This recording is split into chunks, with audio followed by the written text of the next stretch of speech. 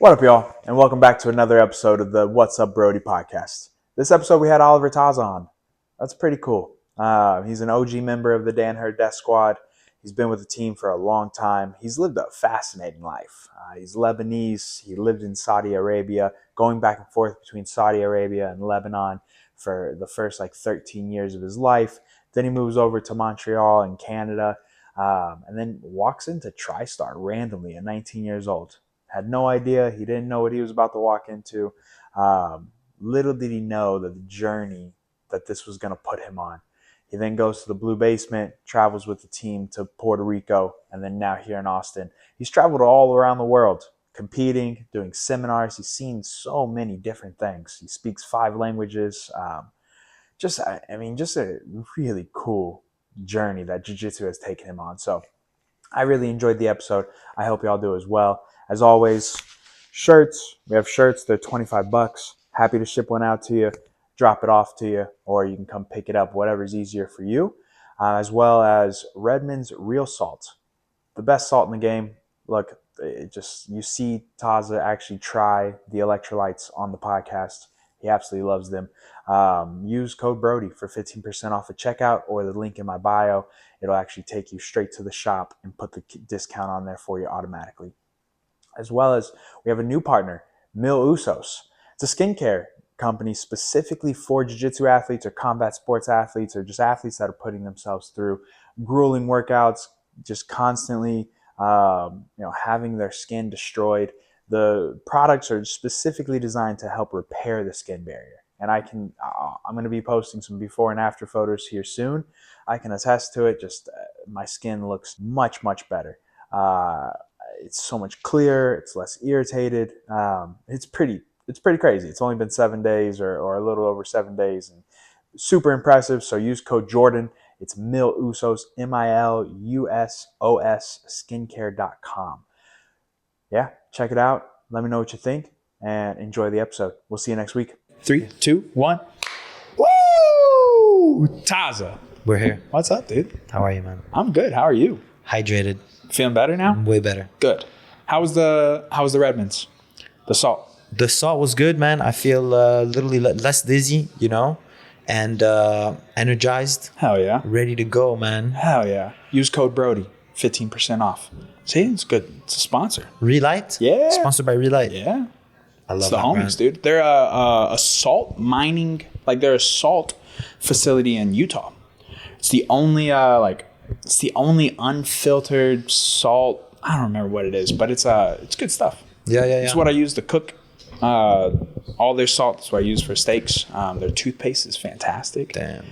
Yeah, I've been using their products for a long time, and then just now work with them. Is it they get it from Salt Lake? Maybe they get the salt from there? I think so. Dude, she might be able to pull it up, but they You gotta type one hand, give me a sec. you're good. Look at that little cute. Look at that cutie. She doesn't know what the hell's She's going on. paying Dude. attention too. She's always everything good. Always. Everything on point. Always. She's always looking around. She's always paying attention. She doesn't miss nothing. So we have 3 remotes over there by the TV. 2 of them are fake. Oh my God. And she knows which one's the real one. And when she grabs it, she'll press buttons and then look at the TV. The fake ones do nothing for her. Nothing. She's not interested at all. At all. Doesn't care. This is cool. Oh, here we go. Ancient seabed in central Utah. Redmond salt mines. Yeah, so they own these salt mines. They also own a big farm, and they sell a lot of raw milk. They sell a lot of stuff at the local Utah. But this is what you can actually buy on their shop. So Is mined some 370 feet under. Wow. Unrefined and unprocessed. Wow. 370 feet. How many meters is that? That's a good thing. what is it? 3 feet? 1 meter is 3 feet? Okay. Is it? So Or is it 3 damn, meters? Is okay. it the opposite? Around 100, 110. Yeah, 20. give or take. Yeah, That's yeah. deep. That is 0.7. 112.7. Yeah. Weren't far. Yeah. Quick math. Quick math. Quick Okay. math. Not only good at jiu-jitsu. Man but went to also- school, Man's smart.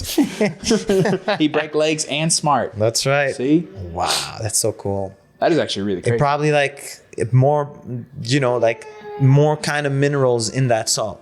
Oh, dude, the salt is delicious. I Yeah. have a bag. I'll give you a bag. Serious? I have a bag. Thank you, man. Yeah. I have a definitely bag. try. I have a bag. They sent me a new one. Good to rehydrate, with all the sweat, all the training we're doing. The salt is fantastic. You need more. Their electrolytes are fantastic. Mm-hmm. They actually have a like a little energy supplement as well. It's like green tea.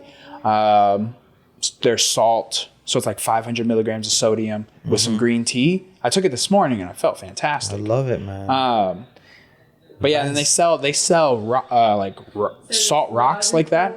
So, what were you saying? It says it's logical to think that a Utah salt would be collected from the Great Salt Lake or the Boneville Salt Flats. However, real salt is mined in Redmond, central Utah, from an ancient inland sea. Hold on, was it salt settled to the bottom of the Sundance Sea in the Jurassic period of the Mosaic era, roughly 200 to 145 million years ago, trapped under 5,000 feet of volcanic ash and bentonite clay? That's high level, man. High level salt. It's great. This is like It's really good. As time It's really went good. on, the salting was pushed up vertically by tectonic shifts, tectonique. rousing it to near surface level. That's crazy. That is actually really sick. I need to do a better job. I need to look this stuff up because I didn't actually know this. I knew that They have me for, man. You asked the good questions. That's right. See? They actually just came out with a protein powder that's fantastic. Their salt is in their protein powder with maple syrup. It's sweetened with maple syrup. Wow. Yeah, so good. They make good stuff. This is genuinely. all Relight? It's called Redmond Real Salt. Is the Redmond? Relight is their electrolyte product. Oh, okay, But okay. Redmond Real Salt is the name of the company. Oh. But they sell like those rocks that I was showing in that picture. They sell that so hunters can put it out for deer and put it on their property for hunting. Wow. And so the deer will come up and lick the salt. And then that's how they get them there. Boom. Yeah. And they'll sell like things for your garden. I can't remember exactly what it was now, but they sell things that you can feed your soil with. That's why your tomatoes are going crazy, man. Dude, they're going nuts. It's like back TRT for the plants. there. That tomato plant is crazy. It just keeps going. There's so many. Crazy. It's so many. But yeah, so like, yes, they are now, like I do partner with them. I do get paid from when people use my code, but I've been genuinely using them for years. It's the best, man. If you actually is. like the brand and you use it, It I think is. it's way better than like just randomly affiliating with, some random. Can't sell out. Yeah, I don't sell like out. that. I don't like that at all. I feel like you do a good job of that. Yeah, I like for example, my sponsor is Scramble. I love their gear. Yeah. Like their designs, the feel, the way their products. It just feels really good, man. I like it. I've never really like worn other brands. I had Phalanx for like a year and a half. Gordon, I remember when I first started training in the Blue Basement, he was sponsored by them. He hooked me up with their gear. It was good. Yeah. But then I went back to the UK, met the guys personally. That makes a big difference too when you know the people. Yep.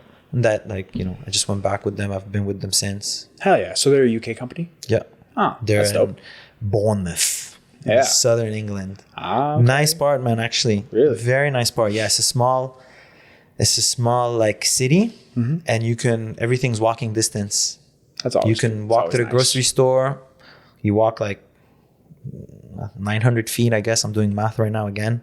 You're at the beach. You're on the beach. Right there. Beach. Yeah. Nice beach. It's England, but it's like, It's a little cold. yeah. Water's a little chilly. Yeah. But It's still like the sound of the waves Yeah. and you see the sunrise, sunset. Yeah. It's still good. It's gorgeous over there, man. When I was in Ireland, I went to the coast and like actually got to see the rocks and like the famous kind of like scenery area.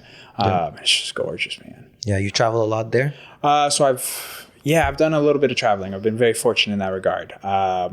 Some of my favorite places like Mexico City, Thailand, Italy. Italy's nice. Italy's fantastic. I love Italy. Which part of Italy? I went to Rome and Florence. Nice, man. Rome is, Rome is sick. yeah. It's dope. But Trippy. Florence, bro. Yeah. Florence, the food, the meat. didn't They're get- known for their steaks. I didn't get to try it, man. I remember I had a that's something that frustrates me. I've been to Florence as a kid. I don't remember much. And then I went for a seminar and the guy took me to all you can eat Chinese restaurant, man. Devastation. Was it at least good? No, man. No? And we were rushed. We were like rushing because it was like the first part of the seminar was basically a group private. Yep. And the guy's like, well, let's just go to this Chinese spot. And I was just bloated, uncomfortable during the seminar. You know what I mean? You ate it before he took you there before the seminar? In between. Just eating Chinese, like what kind of Chinese food? We talking about like orange chicken, sesame chicken type stuff? Yeah. Like Panda Express, but better? You know, Maybe. in Europe, I feel the quality of the ingredients It's always better, yeah. better, but still it's not very good. Let me get a quick sirloin, man. That melts in my mouth. Protein straight. Boom. That's what with maybe some potatoes. No, you gotta go Chinese. That is crazy. But I guess, if they're there all the time, they probably eat a lot of Italian food and they were like, hey, let's take this. Wait, how do they come to that? Did you ask them? Like if I'm Italian and Taza comes here from the US, not from Italy, I would think that I would want to take you to the dopest Italian spot possible. Exactly. How do you come up with Chinese food? I don't know. And they did the same thing to me in Rome. In Rome, I remember was it the same trip?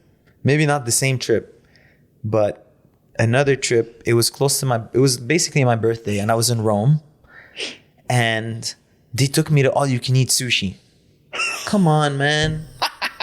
Take me to get a sick pizza or some pasta or, some good quality stuff. That's crazy, dude. Yeah. They're just trolling you at this point. Mm-hmm. The Florence gym knew the Rome gym. He called them and he was like, hey, his favorite food is Chinese. Yeah.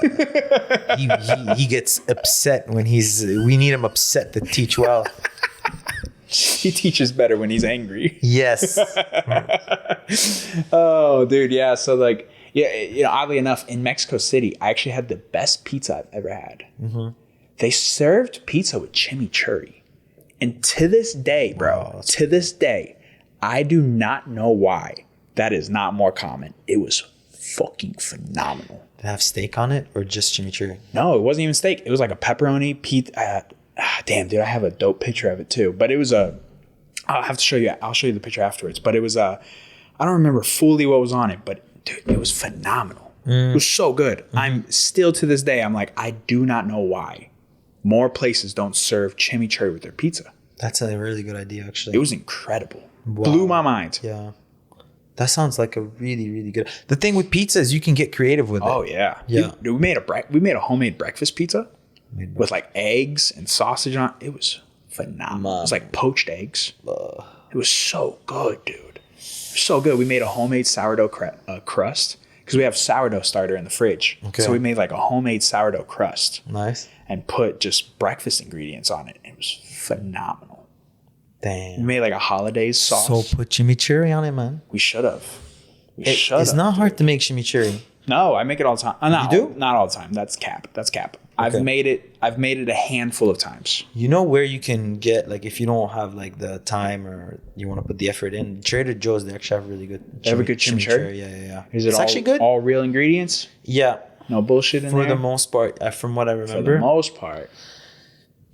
I'm just fucking with you. It had like maybe like things for it not to go bad. Yeah, like a little bit of preservatives. Like that. But they keep it in the fridge. I feel like the like sauerkraut or like probiotic food, if they're in the fridge, I feel like they're probably more better. Real. Yeah, that's fair. Maybe if it's not sitting on the shelf. Yeah, just in the dry in like shelf. Hot. Dry. Like, how is that real food? You know, it is kind of crazy. Huh? But it seems like you have the setup to make the chimichurri, man. Oh yeah, so. Dude, we made it house. We made one in house about a month ago. Is it cilantro? 2 months ago. Cilantro, vinegar, garlic, or parsley? Parsley. There was cilantro in there. I did put cilantro in there. Vinegar. Or it's like red wine vinegar, garlic. I'm getting hungry now, man. Dude, I'll do that, bro. You get me talking about food. I'm a huge food. My metabolism. I love food, bro. Amping up. Love food. Mm-hmm. Love food. And then you brought cinnamon buns. What the fuck, Taza? My mistake, man. Oh, should have brought steaks, man. Oh, dude, that's what we're cooking after this. Next time. Yeah, we got steaks and potatoes. Damn. Yeah, chimichurri with the potatoes, no, man. I didn't, man. How you eat your potatoes? Do it different ways. So sometimes I make homemade French fries in the air fryer. Okay. Sometimes we just skillet them up. Or sometimes you just throw it in the microwave and treat it like a baked potato. Damn, okay. Yeah. Lebanese style, they call it spicy potatoes. Mm-hmm. You boil it a bit. Okay. Then you put in the oven, and then you fry it with tomato paste, cilantro, garlic, butter, olive oil, lemon juice. That sounds phenomenal. Man, I should have. And it's like spicy potatoes, garlicky, Lebanese. That So sounds good. phenomenal. Yeah. That's one of my favorite side dishes in Lebanese culture. Yeah. Dude, just that area of food is so goddamn good. Mm-hmm. Like, we were talking. Kebab.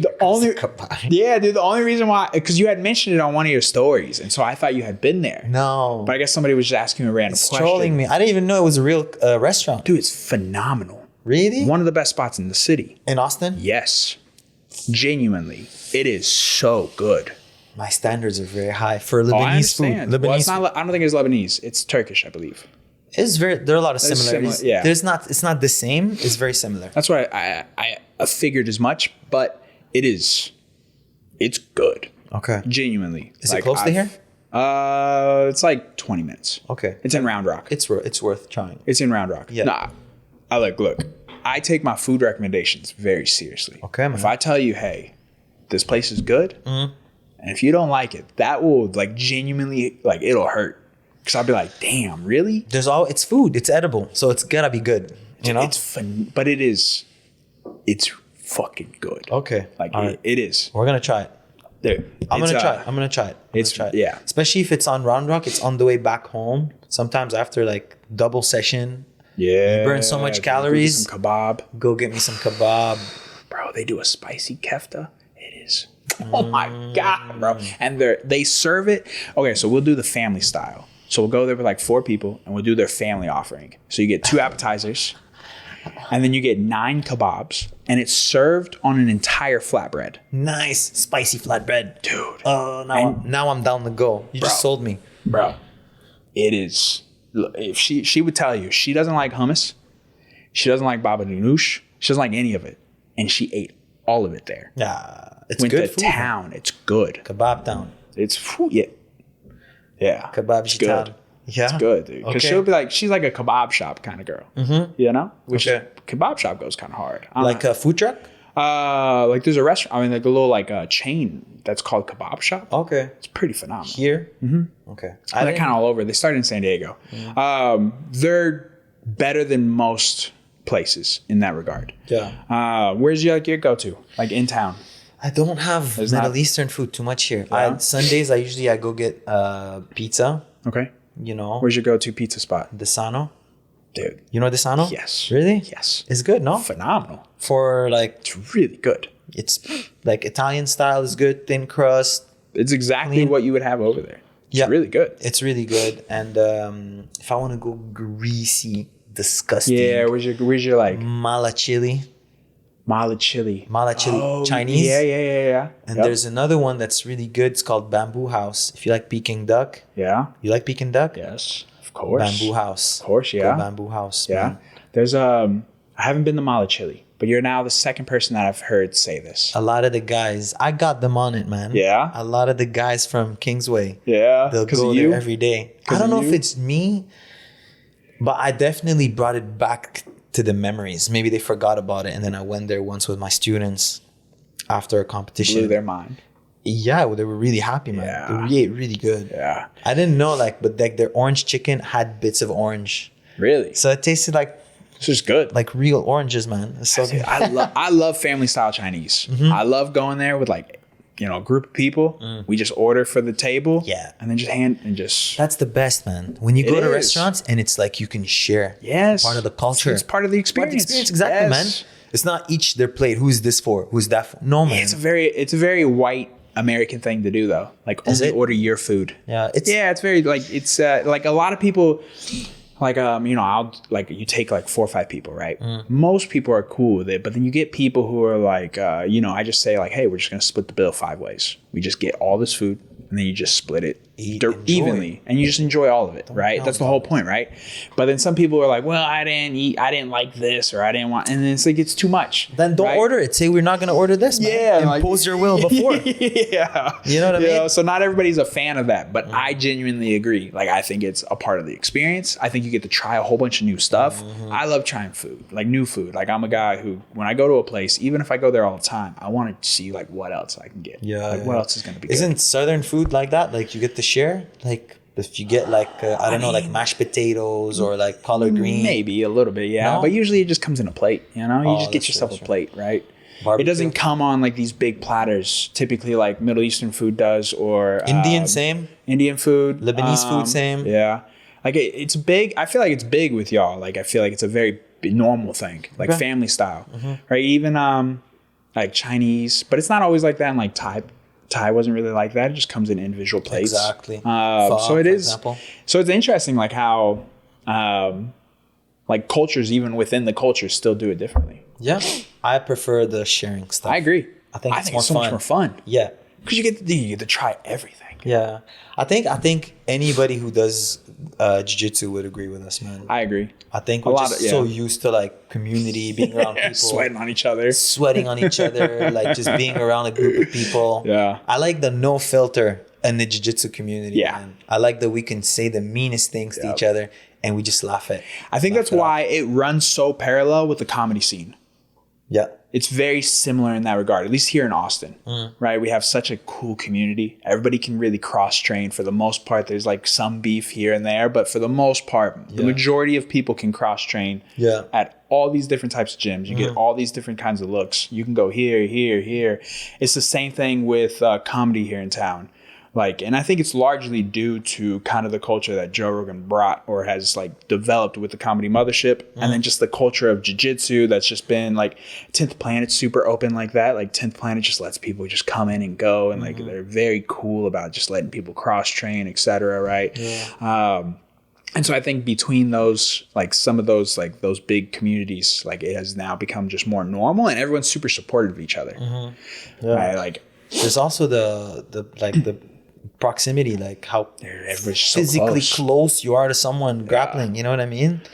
First day, I mean, what would you teach a beginner on the first day of jiu-jitsu? break falls, Break rolls. falls? Yeah. Dude, so have you always been pretty athletic? My whole life, my dream has been to be like an athlete. So I've always been super athletic as well, right? But then the initial gym that I started at was not, a lot of people that came in were not like super great athletes, right? And so I've kind of seen both sides of it, but something that I think we take for granted is control of our body. Like we know how to fall without hurting ourselves. We know how to react properly, even just kind of intuitively. Yeah. Right. I played football for so long. And so then it's like, that helps too. It helps. Just because like just body control. You're falling all the time in football. You're falling all the time. Yeah. You know, it's just natural to like not post, falling, like roll. Like, and so I see people come in, they've never played sports at all. In soccer, I played soccer. Yeah. In soccer, you want to make it more flamboyant. Yeah, more dramatic. You get flicking, the guy barely grazes you. You want to fly. You're flipping and rolling. And I learned my break falling in soccer, man. I believe it, dude. Oh, yeah. There was a clip going around from the USA game last night where this dude doesn't even touch him. And he even takes another like 3 steps past the defender and then fucking just sells it. Yes. And they sell it good. They get good at selling it. I know, but it's like high level guys, they will practice selling it. That's crazy. I did a season, not a full season. I did like the preseason and a couple of games with semi-pro in Quebec, in Montreal. Yeah. And I was starting to get introduced to that. He's like, if he's pulling on your jersey, fall. Like, why you keep I wouldn't want to fall or anything. I'd keep going, But why is that a thing? Because you can get booked. You get a booking. You get 2 bookings. You get sent off. But why does it get rewarded? Like, why don't they just cut that shit out? Like the refs on that end. Like, why do they look at it and be like, bro, come on. Like, we know you're full of shit. You do get booked if you're too theatrical. Yeah. And they do the same with hockey. Hockey, they like if you're faking it, the other team goes on power play. Like Yeah, hockey's still dope. love. Hockey's still a real fucking sport. They fight. You're allowed to fight in hockey. Bro. Hockey's still a real Guys sport. get dropped fighting, Yeah. and not only that, like you have like you're punching a guy, you're punching through his helmet. Bro, they're savages. You have to make him take his helmet off first, They're savages. and then your hand is taking the beating. What's crazy is I don't think people realize how big hockey players are. Yeah, Because they're always in pads and it's always relative. Those motherfuckers are huge. Yeah, like- they're ginormous human beings. strong too. They're on ice. Yeah. You're literally on ice. Yeah. It's so impressive, man. Ice skating. Yes, The entire time. You're holding your balance on ice, and you have this thing you can barely see on TV, and they move at such a high speed, and It's they insane, dude. They stop on a dime. change the directions. Going backwards. I've ice skated before. It's hard. Yeah, It's a challenging thing to do. I To miss do it. it that well. Yeah. It's hard. I miss it, man. I miss it. When I lived in Montreal, I'd go to the park sometimes All the during time, winter, yeah. play hockey. You know, same park. I'd play soccer. I would play hockey. That's Ghetto, just ghetto though. We didn't have the gloves. We had like just these ghetto gloves. Like no helmet, just ghetto beanies. The winter coat you wear every day. Yeah. That's what we're using, man. I love it. Frozen, but it was fun, man. We used to play on like rollerblades or roller skates. Which one is it? Which one's the 3? Not the 4. The 3. Rollerblades. Yeah, we used to play on rollerblades. Where? Just like on the street. Oh, sick, man. Yeah. Okay. So you just play around. Like You guys have all the sports in the U.S., man. I don't get it. It is true. All the sports, and you do. do them all good. We do. It's annoying, man. It is true. Well, I mean, that helps by being a fucking, like a melting pot of people. Yeah, that's We true. can play everything. We suck at soccer, though. A good start. We suck at soccer. They started good yesterday, man. Did they? Yeah, Dude, they won so 4-1. man, so you have to think the World Cup is on like Fox now. It's like $20 extra a month or some shit. You know where you can watch it? Yeah, you're gonna you can see cut that out the podcast if you want. Crack streams, baby. dude. Crack streams. Get all your live action on Crack No, streams. dude, I got man. Dude. Sorry, man. Maybe I'm not supposed to mention that on the podcast. Oh, But you know, it's okay. playoffs. We've already talked about enough Israel stuff, dude. The YouTube doesn't play Here? Yeah. Seriously? On the yeah. podcast? Oh yeah, bro. With who? Zach Moore. Do you know Zach Moore from He 10th rings a Planet? bell. Yeah. Yeah. Oh yeah. What did he say? Oh, bro, we went crazy. You went to town. Oh, we went to town. You went to bro. Jerusalem. Yeah, dude. We go hard. They're bombing the shit out of my country, I man. know. It's so I don't give a shit what's going on after ADCC. I'm going to Lebanon. Really? Yes, I haven't been in like almost 10 years. I'm going, man. Yeah. I like it's if anything, it's making me more proud. It's making me love my country more. It's making me respect the people from that country, their resilience, their like Yeah. their ability to get through these things. Because I follow a lot of people that live there, influencers, Yeah. content creators, and their mindset is impressive, man. It's crazy. Their ability to like adapt, keep moving forward, and like just shrug it off like it's nothing. It's crazy. It's something that we don't we genuinely, being born in the US, we cannot fathom it. Yeah, it's crazy. We can't fathom it. I mean, it's me, never happened. I'm most of my life I lived in North America, so I can't sit and pretend like You're I still know. there, what, the first 13 years? Saudi Arabia. In Saudi Arabia? Okay. Yeah, my dad had work in Saudi Arabia, so I would spend a lot of time in Lebanon. Like I'd spend 3-4 months summer. I'd spend a month during Christmas. Sometimes for Easter, we'd go celebrate Easter. But I never really lived in Lebanon. There's Okay. more Lebanese people outside of Lebanon than inside Lebanon.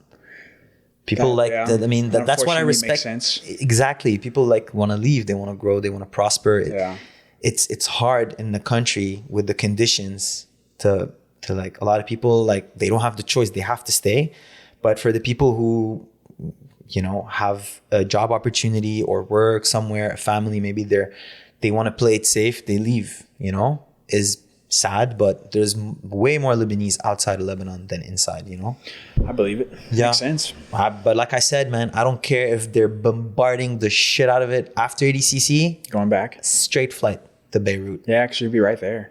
Yeah, it's closer. Yeah. Last time I went to Brazil because Vegas to Brazil was close. Yep.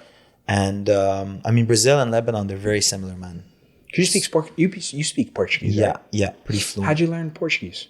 From French, because I speak French. Okay. French is like my second language, second/first. And then in school, they gave us the choice between German and Spanish. So I took Spanish because it was easier and I was a bad student. Sure. I just wanted the shortcut. Yeah. Less homework, the better, man. Whatever's easier. It's all the same. And then Or similar, right? after that, my best friend, he started learning Portuguese. So I started learning Portuguese with him. we did capoeira together like for a little bit, and then I How many started just languages do you speak? 5. 5. So English. So Arabic number 1, Arabic, French, English, then Portuguese and Spanish. So when did you learn English? English, I learned it in Saudi Arabia because we lived in compounds. Okay. And in compounds is like melting pot, you know. I know 0 Saudis, by the way. Lived in 13 years, and I don't know if it changed now, but back then. Really? What is that? Like, what is a compound? Compound is like a gated community. Okay. But like actually like big communities, not like apartment complexes here. They call it gated community. It's big gated community with security. They had like terrorist attacks close by. They had like tanks and soldiers and heavy like camouflaging around like the entrances and things like that. So on the inside, it was very different than outside the compound. So like women could drive. They didn't have to wear the burqa or the abaya, whatever they call it here. There's a lot of, you can show what religion you were, you know, like if you go in public in Saudi Arabia back then, I couldn't put a cross. You know, men and women couldn't hold hands, and it's very like strict religion. Yeah. That was back then. Now it changed. It's changing from what I hear. I haven't been, but it's different now. And there was a lot of people from all over the world, man. I had a lot of British friends, a lot of people from the UK, Filipinos, a lot of Chinese, a lot of different Arabs from different part of the world, Syrians, Egyptians, Jordanians, Dutch, a lot of Dutch people. So it was like a melting pot as well. Yeah. You know, it was cool. It's cool. Because you get to like... You get to experience people. Yeah, you get to because you realize that they were all people. Yeah. It was fun. But when you go in public, now you have to change much because as a kid... it didn't So when you say public, you mean just like leaving the compound? Yeah, leaving compound. Like why would you leave? Like what would you leave the compound for? Groceries. Oh, okay. Shopping. Arcades. Oh, okay. So like school. It's literally just like the community, like it's just living. Mm-hmm. They had schools. They had school in the gated community. Okay. They had like leagues. Like we had I played soccer leagues there. Like we had a soccer league. It was really cool, man. I had access to everything. Like sports wise, I could swim, could play soccer, play basketball, tennis, squash, everything. You know, it was really cool, man. Yeah. A lot of it helped me stay active. You know. Growing That's up. awesome. Yeah, it was good, man. That's cool. A lot of good memories. What did you notice that was like just really different, maybe in a negative way or a positive way? Negative about the compound? Just being in Saudi Arabia in general, and just like, with the compound or just your experience there. Negative is I didn't like how they treated like the workers. I didn't like the conditions that they were like put in, you know? Like they would bring people from like Sri Lanka, India, Philippines, and the work conditions were terrible, man. In the heat, gardening, maintenance work. It wasn't nice to see, you know. Like, I mean, I'm not saying the people were lazy there, but you know, the hard work was done by those communities. You know, that's something I didn't like. But aside from that, you know, it was good. You know, my family. Like my parents, my sister, we grew up there, you know. It's like we were able to live and grow and learn. So it was good. It was not all negative. Obviously, no place is 100% perfect. Never.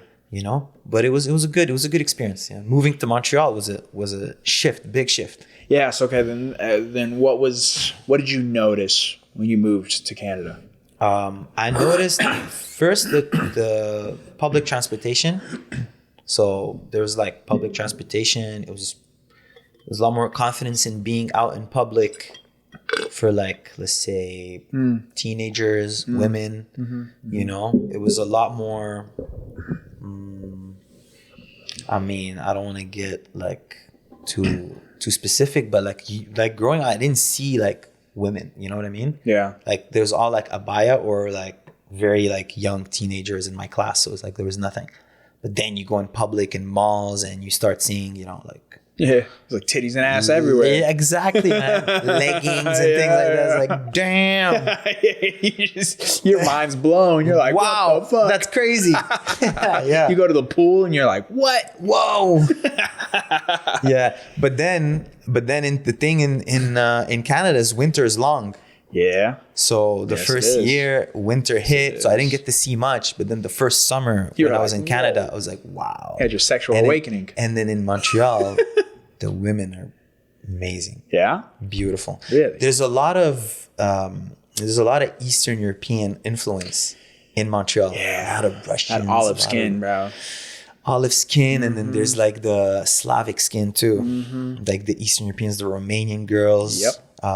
Russian girls, Yep. the Ukrainians. Very beautiful features. I mean, Yeah. here in the US too, man. Don't get me wrong. Of course. Here, But dude, this the skin tone. yeah, The skin tone is just, it's unique. It's very unique. they make me want to stay in Montreal sometimes. I believe it. It's a very unique skin tone. And when you go to Thailand, there's a lot because that's where they go to vacation. Yeah. It's like they're Mexico. And so it's the same thing. When you go to Thailand, you see it, you're just like, damn. I don't know if we're gonna get in trouble for saying shit like this, by the way. You're good, bro. We're good? Yeah, I don't give a fuck. Okay, good. Okay, good. We can always edit things out though, no? But we go crazy. Okay, good. Yeah. Good. We don't add nothing. Yeah. So that was the difference, between, the Gulf, Saudi Arabia, and then North America Yeah. in Montreal. Big change. Adaptation was, it wasn't very hard because when you do sports, you make friends quickly Sure. and everything. So it was good, man. I think you already spoke English. Did you speak French at the time already? Yeah, French. I went to French school in Saudi Arabia. What the fuck? See, this is where definitely we have a very, I don't know if misconception is the right word, but we do things so ass backwards compared to that way, right? Like, I speak one language. I have a minor in Spanish, bro. Really? I could keep maybe a 10-second conversation with you in Spanish. Serious? I have a minor in it. How minor is pretty minor then? It must be pretty minor, isn't it? Yeah, dude. It's pretty minor, isn't it? So it's like even in college, dude, you go into Spanish class for an hour, we speak Spanish, and then the second you walk out the door, right back to English. Yeah. And it doesn't stick. And then I was in Mexico City for a month, and by the end of my time there, I was starting to finally pick more things back up. That's it. But then I leave Mexico City, gone again. Yeah, but it's still there. It's like a muscle that you don't use. Yeah, it'll it's- come back, but yeah. it's frustrating because I genuinely like speaking Spanish. I Yeah. think it would also be cool to know other languages, but it's just not something that is prioritized here. Do you guys have any Mexican students at Half Gracie? Or like with Dom. Dom, you can speak with him in Spanish, man. Dom speaks Spanish? El Mejia. Yeah, he's Mexican. He's his Doesn't mean mom. he could be a Mexicant. Mexican. He can. He's can. He can't. He's a Mexican. Yeah, okay. Can, man. Yeah, man. Dom, I actually didn't know that. Yeah, no. I didn't know that he Dom's spoke is Spanish. Perfect Spanish. Yeah. He's very connected to his roots too. Hell yeah. Yeah. Yeah, 'cause, I mean, there's so You many can tell by how scrappy he is, man. dude. He's got that scrappy. He's a dog. Dog, yeah. Dog. Who else at Half Gracie you could speak Spanish with? I think Andrew, the comedian that I was just Graf? talking about. No No. way. yeah. Yeah. Speak different Speak things. Spanish? I don't think so. Oh, dude, I love Andrew, man. I love him too. He's a beast, man. When sometimes Freakishly strong for his size. when he loses matches, makes no I'm like, sense. how'd you lose, man? How'd the guy beat you? Did you watch the Ben Eddy one? Yeah. This recent one? How'd you feel? How'd you feel? Man, brother. I feel like the way you end the match matters a lot. If you're in a bad position when clearly, the match yeah. ends, it's not good. But I feel like he dominated the match. I think so. And too. I think And he had way more catches. Yeah, I think in the gym he's way more aggressive. I Yeah. feel like if he would have been a little more offensive on the legs with Ben Eddy, because I had a match with Ben Eddy a couple of years ago, and I went leg lock heavy with him because I knew there was maybe something I could take advantage of there. I think if Andrew would have done that, he could have at least opened up passes and things like that. Yeah. It's about the balance between passing, threatening the legs, especially with nowadays, man, with all those flexible leg lockers. You think you're going to pass those guys? No. You need to mix it up, man. Make a salad, I love it. Salad. I think, he's still young. He's still learning how to compete.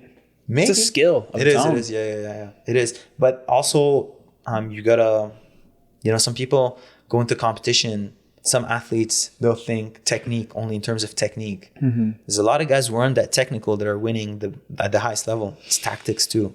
It's like mat IQ, you know? Yeah. It's- Making that decision that split Yeah. second. Making that decision and also mixing the tempo, making the guy feel a little bit safe, and boom, let's say he sits up, you body lock him. Like, you know, like we talk about people that are stallers and everything, but sometimes it's a trap. Yeah, you're almost like mummying them. Yeah. Like a little It's a hypnotizing. trap. Oh, and then boom. Those stally guys, they'll be like circling around you and you're playing guard, trying to make connections. It's gonna frustrate you, and it works. Yeah. You know, so So then they dive in. and then they dive in, and then they have one sequence, and it's an entertaining sequence, and sometimes that's all it takes, man. Yeah. You know, especially it makes a highlight. It makes a highlight out of the match. Yeah, but it doesn't make for a good viewing experience. though. Yeah, I agree with you. You know, like you watched the last UFC BJJ. You watched them? What up, y'all? I know I'm interrupting the conversation. I apologize, but I do need to quickly talk to you about Redmond Real Salt. I've been using this salt for a couple of years. I cook with this every single day. It is my absolute favorite salt in the entire world. And you now, as a What's Up Brodey listener, you can get 15% off by using the code Brodey, or on my Instagram in the bio, you can follow that link to checkout. You'll get 15% off as well. Now, back to the conversation. I think not this one, the one before. It's like most of the matches were submissions, This last one was 8 out of 9. but the matches are like a lot of mismatches, man. Yeah, you think so? I think it could be better matched, man. Yeah. In my opinion, yeah. I think sometimes they're like a bit of a mismatch. That's fair. I mean, not the last one I don't remember, but the one before, I remember watching it. I was like, man, this is a mismatch. This is a mismatch. This is a mismatch. Yeah. You know, I think they're still building it up, right? I think. I don't know. There's so many. There's some people that don't want to sign an exclusive. They're going after a lot of big names. It seems like they're going after a lot of names, like putting the names on the card. Because I felt like this last one, just like appeal wise, like from a name perspective, was really good. yeah. Nicky Rod, Achilles Rochas, Mason Fowler. Burns. You had Fionn Davis, Gilbert Burns. Like it was a stacked fucking card. It was a good card. Yeah. But Like Nicky Rod, the guy they gave him. yeah, who I don't remember who it was. I don't know his name. No offense. He's an athlete who sacrifices and puts a lot of hard work and everything, but I just not I don't familiar with remember him. who it was now. I'm not familiar with him. Yeah, I was actually thinking about this earlier today because I was talking about the same exact thing, and I don't remember who it was. You know, they could, or like, I mean, no offense to Devontae Johnson. He's an amazing athlete, Yeah. you know. Mason, I mean, there's a lot of guys, tough guys that are calling him out, a lot of good high-level names, you know. So they could, I think they're going to try to make Nicky Rod and Mason happen. I think that would be a good match. I think so. That'd be a good match. Or Mason and Achilles Rocha. That would be good. I think they're going to get Achilles and Abe. I think we're going to get a rematch Hey, that would because be Abe good. beat him last time. That's true. Just beat him at the Open. I know Owen O'Flanagan was calling out Mason for a rematch. Yeah, okay. Owen beat him at ADCC. Yeah. Remember? Nah, I don't. So at the ADCC that 2024? Giancarlo won. Yeah, so last year? The one before, 2022. 2022. The one we had at Thomas and Mack. Yeah, okay. Yeah. Owen beat him. Yeah. And it was like Mason gave, like, Owen was trying to harass his feet from seated guard, and he was standing. And I think he may have, like, you know, mistimed it when Mason planted his foot and Owen tried to foot sweep, and it looked like a low kick. And then Mason straight up leg kicked him. And then he got a negative for it. You remember that match? Does it ring a bell? Yeah. And then he was running behind on the score. Yeah. And then he tried to play legs with Owen. Owen, one of the best leg lockers in the world. Very good on the counter legs. leg locked, and then boom, that's it. Yep. So that'd be a good rematch, I think. I'd like to see that match. Yeah. At UFC, you heard it here. That'd be a good match. I think that'd be a good match. I want to see more matchups with guys from, let's say, Europe or Australia. I want to see how those styles clash. Yeah. Because it's a different style. Yeah. You're seeing that style develop in Europe and in Australia. More outside position entries, more supine style guards. North America's more inside position, more top pressure, more wrestling base, you know? And I think it's interesting clash of styles, you know? I would agree. Is his name Marin Tajik? Marlon Tajik, Yeah, he was just on main character. Yeah. That guy's good. Very good. That guy's good. He's going to ADCC, Yep. 88 kg. Okay. Same division as you. No, I'm 77. You're 77. unless I hop on that. Oh, let's get on the sauce. Unless I get on the sauce. Taza just walks in the 80cc like no that. neckties. Minus 99. Apparently, there's a way to do it. Because I came really close, man. I was telling you before. I've gained 25 pounds. What? Yeah, so I used to compete at like 170, 175. Did you do it 180? But did you and do I'm it with doing someone? this next match at 205. Fuck. Yeah. But did you do it with someone, or is it like? No. No? Well, I mean, Waste Well is the one who kind of tells me what to do, Hooks like, you up. dosage wise. Yeah. Okay. Is it like? Are you open to like share like the? Yeah, I do amounts? 120 a week. Oh, that's good. That's not Small. That's not too high. Nothing crazy at all. It's like I'm not taking it to be jacked or be monstrous. Superman. Like I'm just taking it to genuinely feel better. Yeah. Every time I have doubts in my head and I get the temptation, I start asking people that I train with, Yeah. in the room, or even people that I don't train with. And shout out to everyone who's been like an excellent source of like information. A lot of guys, from what They I hear, lie about it. not just lie, but they take way too much in the beginning. Oh, I believe that. They go up to 500 milligrams. 500. Yeah. Are you dizzy? Yeah. What are you doing to your body, man? Yeah. That's crazy. That is. And the long-term effects, I'm sure. Yes. But taking a normal dosage is fine. Yeah. But it's gotten so stigmatized. Like, Is it? dude, well, I mean, like the average, I don't know if this is like 100% true, but like the average American now, their testosterone is lower than like a 70-year-old male from like 50 years ago. That's crazy, man. That shows all not microplastics. good, The man. food is trash. We're Yeah. being poisoned, clearly. Right? It's very true. apparent. It's true. Very obvious. It's true. It's why shopping at the farmers market, shopping at ranches, farmers. Agreed. It's why it's very important to me. Sun, Yes. exercise. Sun, but they tell you it's bad. The sun they tell you is bad. Of course, all COVID. Stay inside. Stay inside. Where most people were dying because of a vitamin D deficiency. That's insane. That's true. I remember that actually. Stay inside. Stay inside. Stay inside. Stay inside. And That then was such bullshit. Man. it was crazy, bro. Such bullshit. It was crazy. And then in the files, they're talking about it in 2017, 2018, talking about the pandemic before it even happens. And people still go along with this shit. Yeah. People still wear masks. I still see people with masks right now. Oh, yeah. All the time. Fucking nuts, man. Dude, but that's what they did to people. I try to cut them I try to be somewhat empathetic because obviously people were affected in a negative fashion, right? People died. People did lose their grandma Loved or they ones, did yeah. lose, they lost people, right? Yeah. But honestly, the sadder parts was those people had to die alone. Yeah. That was the sadder part. Being separated from your family. That was not cool, man. I remember because we were in Puerto Rico and it was so hard for me to go back and see my family in Montreal. It made it so difficult, man, with the vaccine and the vaccine and the mandate. quarantine and the bullshitine. Yep. Want to put them in a guillotine, man. Dude, I mean, and it's so hard not to come to the conclusion that that COVID was here to kill the people who are unhealthy, and the vaccine was to kill the healthy people. Yeah. It's really hard not to come to. It's really hard to come to any other conclusion. I feel like everything we're being told is a lie. Everything. Like we're being poisoned in so many ways. Like that's why like they want to make guys with lower testosterone. Bitches. They're easier to handle. The perfect example is what we were talking about before this, the Landon situation. How, like, in what world does a guy think that is not going to have some kind of massive physical repercussion? That's in crazy. what world? Drugged, maybe he was drugged, or he was just disrespectful. Nobody taught him manners. It's just crazy, dude. How do you go up to a man with his girl, look him in the eyes and say, hey, watch this, and then proceed to slap the woman's ass? The guy looked older too. He looked like twice their age, man. Just like beer belly, sloppy. He was in like flops. Waste. You're in no position to fight. What a waste. You're in no position to fight.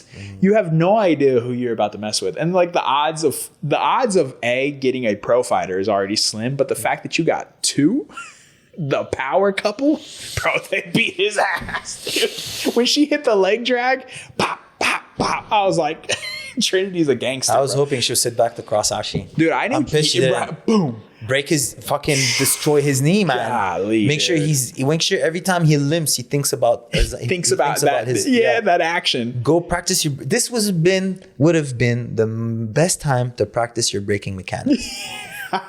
belly up, reverse figure 4, take his shoe off, take his sock off, hold your breath, rip that shit, man. Dude, people, like, it's so crazy, man. They're trying to poison people mentally, physically. Yeah. It's not like by coincidence. I feel like there's so much hate in comment sections. There's so much jealousy. It's all bots. So much hate, They man. spend so much money on bots to just flood the comments and to keep people fucking bickering. Yeah. Back and forth, back and forth. Yeah. That's what I love about my lifestyle, not just my lifestyle, your lifestyle too. But the community. The community of training, man. The community of chasing the goals of so many competitions in jiu-jitsu, so many opportunities for you to try to be the best version of yourself. Yeah. You know, the competition for me is, I mean, I think I'm going to do it until I die. Yeah. You know, maybe it's not going to be at the same volume. It's not going to be against, like, I'll do masters 20. I don't care. Fuck it. It's just, I don't know. It keeps me in my bubble. It keeps me Sane. not distracted with you a sane. lot of bullshit saying exactly, you know, my habits are in line. I lock in. I don't go left and right being distracted, trying different things. Yeah. Because a lot of things are just a distraction. Exactly, man. And the truth has never been more apparent. And what we're like, truth like that, we're like, We're just being completely lied to. Yeah. We're obviously a occupied nation. yeah. Right? It's very apparent. Yeah. Right? All, even Europe. We're just being used. Mm-hmm. We're being used to do the dirty work. Yeah. We have been for a very long time. Yeah. At least since Kennedy. Really? Right. I'm not too familiar with the history of like way back, but now I'm obviously learning. you Yeah, know, like, I mean- paying attention. I've never paid attention to politics in my life, but now like I think it was all theater. I think it's never been real. still is, huh? Theater. I think it's theater. Like this whole like it was a close vote in the Senate. I think it's all decided. Really? I think it's just theater, dude. Think about it. Like 98%. So in 2024, 98% of the candidates who won were all sponsored by AIPAC, both Republican and Democrat. What's APAC? The American Israel party. Something. It's okay, so it's a. It's just Israel pumping money into our politics. That's crazy. What do they own? I mean, they run the whole show. It's very apparent. Yep. It's very apparent. It's insane, man. Like, it's just, it is what it is. Like, like it's like, you know, like, you're like, oh, don't talk about it. It's like, well, it's just, I mean, it is what it is. I'm just telling the truth. You know, I'm not saying, you know, whatever, but it's just like, that's what it is. What's crazy has been, if you look at like what people are saying, what you see on the news, it seems like it's been going on for many, many decades, but now people are realizing. So they must have made like some mistakes somewhere along the line. Oh, they fucked up. They let the internet out. That the internet was a mistake. Yeah. I don't think they could have ever imagined what would have happened. They couldn't predict this. You think that's where they went wrong? Yeah. Like if you were in Internet, their bro. shoes and you wanted to stay under the radar. You would never let us have this much access. But then to without the information. internet, we'd probably be healthier in certain ways too, I feel. I think there's always a trade-off, right? I think overall it's a net positive. Just like social media. If you curate and you use it correctly, social media is still a net positive. I think so, There's a too. lot of people who do dumb shit, but guess what? People do dumb shit. Like Always, you can't save everybody. No. Like there's survival of the fittest for a reason. There is like, you know, 80% of people we can take with us. There's always going to be a 20% of people like what do you like? Whatever. What can I do? It is what it is. It has to be. It's the only way it works.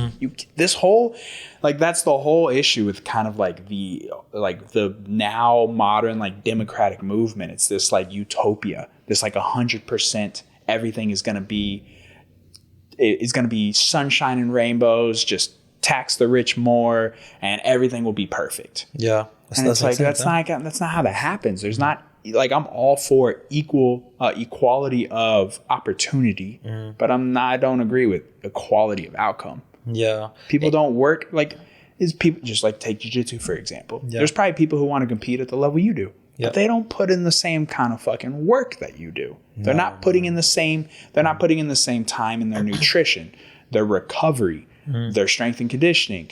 Not only, and they're not training 2 sessions a day, or they're not training with the best guys in the world. Yeah. Right. Like, so like why should somebody who's not doing all those things get the same opportunity as you? You know what's crazy is, of course, in the US, people are realizing that they're like occupied and everything. But I feel in Europe, when I was there last year, after I did the European trials, after I spent like 2-3 weeks traveling Netherlands, Germany, and they have the same problem, man. There's people that I walk around in like Berlin, and there's people like sitting at bars, chain smoking cigarettes, drinking beers Monday, like at like 11 a.m. Do you know why?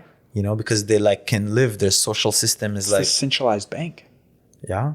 It's all owned by the same people. The Rothschilds own 90% of the banks in the entire world. Damn. Have them sponsor us, man. Have them like sponsor ADCC or something, man. I just inject it in like martial arts. Because isn't it like you saw what happened with Jake Shields, Sean Strickland, the comments they made, how they can't go to like the events and everything. Man, why don't you see that Sean went to the presser? He was in the crowd. I saw that. Sean's a gangster, bro. Yeah. He's a gangster. It's nice to see people like, you know, not care and then just speak what's on their mind. It has to be that way. If you know, the craziest thing that had happened over the last decade is that they had scared so many people by making an example of 1 or 2 people so much to where they all just self-censored.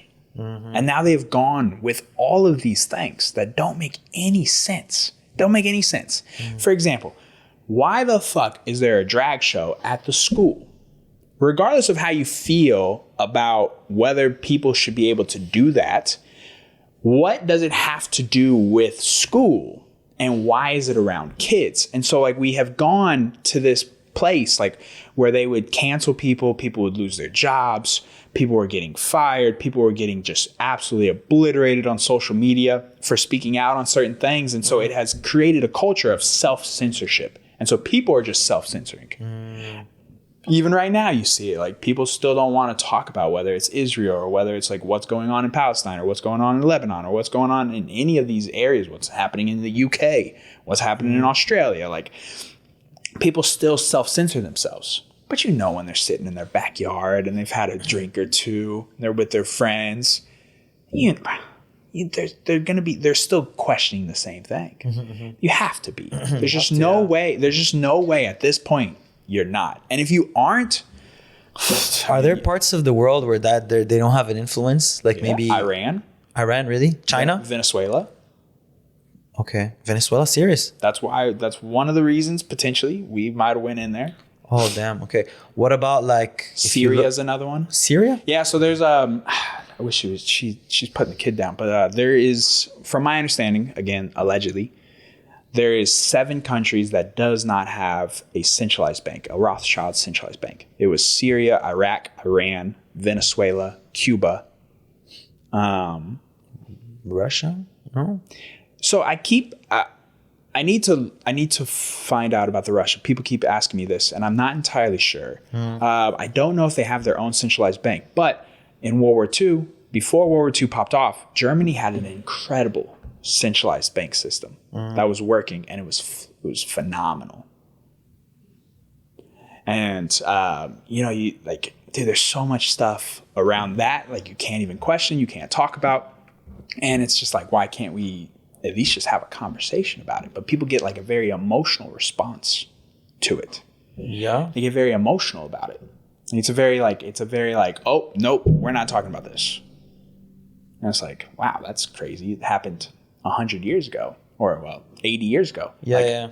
You don't like, you can't have a conversation about it. So Germany, they had it. They had a centralized bank, and then during World War II, they shut that shit down. Okay, and then they tried to go into Russia, right? Germany did, yeah. So there's is it World War I or World War II when the Germans go to invade Russia and they go in the middle of the winter? The absolute stupid idea. Yeah. And then allegedly, this is something. Yeah, allegedly there's a story that there were so many soldiers getting eaten by wolves Damn. that they called a ceasefire on both sides so that they could handle the wolves because they were just getting eviscerated by Mother the Nature. wolves, dude. Yeah. Mother Nature won that war. Yeah, dude. So they had called a ceasefire. Yeah. And to handle the wolves. And Napoleon did the same mistake, no? I'm not too sure. I believe so. Napoleon, he tried to go into Russia, and they just kept like evacuating cities. Yeah. And then they kept forcing the French troops deeper into Russia during winter. And then they just had to like resupply. We're out, man. We're freezing. It's why Iran is such a terrible idea. Why? Because it's if you were to ever put troops on the ground in Iran, it's way bigger than Afghanistan. It's double the size, double the population, and it's also very hard to resupply. Oh, yeah. And so like eventually those troops are cooked at some point. Like you're just not going to be able They have good food in Iran, though, man. There's some good kebabs. Do you know Iran used to be a very popular spot? Yeah. People used to go. Yes, Lebanon, same thing. Lebanon before it used to be like, they used to call it like the freaking Switzerland, the Middle East, or the France, or the Paris, or I don't know. Changed. It's interesting how that happens, huh? Yeah. It's almost like it's on purpose. Maybe. By design. Yeah. It's a very nice place, man. That part of the world, like around the Mediterranean and everything. Yeah. It's like very California vibes. You got the mountains, water, the beach, the weather's nice, food is good. Yeah, it seems like by design. The centralized banks just fucked people over. Yeah. Fucked people up. And then they control the money, you control the world. That's true. That's the Rothschilds' motto. It's their mantra, the family mantra. You know, they also keep it in the family. There's a video That's of what Jacob. I mean, man. There's Just a video. sponsored like freaking the IBJJF or no, not the IBJJF, but take that back. There's a video of Jacob Rothschild talking about how they preferred to keep it in the family, as opposed to like incest, like Targaryen type shit. What is that? Like fucking your sister. That's why they're crazy. Nasty. I mean, come on, man. There's enough good-looking people. That's how you keep fucking man. Focus. That's terrible, man. How do you stay that diabolical for so long? Yeah, that's not good. That's not good. There's a lot of good-looking people out there, man. Doesn't matter. Be open-minded, you know. Power. Expand, man. Expand. They You want the power. know? No, man. I don't know. I don't agree. They want the power. Yeah. They want to run the world for forever. It's the whole, New World Order. What's the point? Like, you don't get bored at some point of it? Clearly not. They fucking clearly enjoy this. It's clearly an enjoyable time. Yeah. Maybe it's an addiction. It has to be. Yeah. It has to be a crazy addiction. Like, right? how do they feel like about it? Like, seeing like how, I don't know, people are reacting and everything. How can you like be okay with it, you know? Well, I get one negative comment like on my social media and I'm like, man, I gotta do better. I gotta change. Some people would say that they're demons. Like legit. Legit demons. The Bible says who runs this world? The devil. Yeah. That's crazy. So, I want to go back to something we glanced over. Break falls and rolling. For new people. Yeah. The reason why I feel like that is because I feel like we take some things for granted. That people who come into jiu-jitsu who have never done sports before don't always have the opportunity to learn at first. And then they get injured. And from when I talk to gym owners, the biggest thing that, cripples the business is injuries. Yeah. And so like new people come in, they're not very athletic, and then they don't know how to roll. And then they start rolling around, they start sparring. And then either A, they post, hyperextend their elbow, or they don't know how to roll through and spike themselves. And like little things like that I think we take for granted because we've just been athletic for so long. It's just been very natural for us. That's a good point. Yeah. And so that is something that I have noticed, that I think there's just some things some of us take for granted that when some people come in that they don't have that same ability. Guidance. There should be like a week or so where you're teaching them like how to fall properly. Because I mean, it's fucking important, dude. Someone launches you and you don't know how to fall. Like how to take care of your body before, after the session. Showering, cutting your nails, the little things. Yeah, There's some things like look at that you would think that's crazy. That's not the dog who did it, huh? No. That's a human being. Yeah. fighting for his life. Maybe it's that devil you were talking about a minute ago. And that was my boy Jesus. Shout out Jesus. Jesus, you can practice your Spanish with Jesus, man. Yeah, it's true. There you go. It's true. Yeah, but I agree, man. I feel like I see it also in some of my students how injuries sometimes can happen in very preventable, like it could be prevented, you know, with like just maintenance work. You know how you maintenance your car every now and then, you change the oil, you put air in your tires and you clean it sometimes. Same should be for the body should be way more often, man. Especially if you're training regularly, if you're training more than twice a week, you need to be taking, like, that should be a big chunk of your routine, day-to-day routine. It's a big chunk of my routine, man. Before every session, we were talking earlier, big part of my preparation is going into ranges of motion, you know, dynamically stretching parts of on my whole body. There's certain parts that I foam roll, you know. I do banded work for my joints, make sure like tendons stay in line, strengthen around the joints. So important, in my opinion. Yeah, I've been able to, like, of course, I had an injury this year that it was hip related, but I also compete in different parts of the world week after week. So it's like, it's not your common like jiu-jitsu practitioner that's going in and driving 20 minutes going to training. I'm also like on airplanes going against heavier guys, 7-8 matches, sometimes up to 30 matches in a month. Of course, I'm going to have to deal with certain things here and there, but I feel like if people take it seriously, there's a good chance. And you're training with, you know, in a room where the culture is, you know, controlled and is, you know, the head of the room is making sure people don't go out of line and hurt each other. You can easily avoid injuries, in my opinion. Yeah, I mean, it seems like the tide is turning, right? I think for a long time, lifting in jiu-jitsu is like a negative thing. Like, people didn't want to lift, or like they would always say like, oh, I just do jiu-jitsu. Like, that was a very common thing, right? Yeah. I feel like the tide is turning as the sport becomes more professional, right? People are taking the strength and conditioning a lot more seriously. People are adopting more of like what MMA guys have been doing it for a long time. I don't understand why it took so long for jiu-jitsu, but it is good that it's starting to come around because strength and conditioning is so fucking important. It is, man. Now, one thing about that I do for me personally is like my way of weightlifting has changed a lot over the years. You know, of course, before I was loading a lot, like the barbell, the trap bar, all that, lifting heavy. Of course, there's a time for it. But I feel with, again, it's my case, with a lot of training, high volume of rolling and being thrown and scrimmaging, especially for like you getting ready for ADCC roll set. It's you getting taken down, you're standing back up and getting taken down again. You're getting mat return 3-4 times. And that's just one scramble. Imagine I go and I load the squat rack like that night after. I'm just adding damage to my hips right now. Yeah. Do you know what I mean? So I changed a little bit how I've been lifting. I've been putting a lot less weight, but I'm doing a lot of like controlled movements. Like the tempo of it? Tempo. Mm-hmm. Yeah. It's almost like 15 up, 15 down for a couple of reps. And I feel like it's helped me a lot with my connective tissue, feel less pain in my shoulder, feel less pain in my elbows. You lift a lot less and I'm getting way more sore. Like now I just feel it in my, like I lifted yesterday, tricep, lats, is way more like sore the next day. I mean, not sore in a way that's like debilitating my training,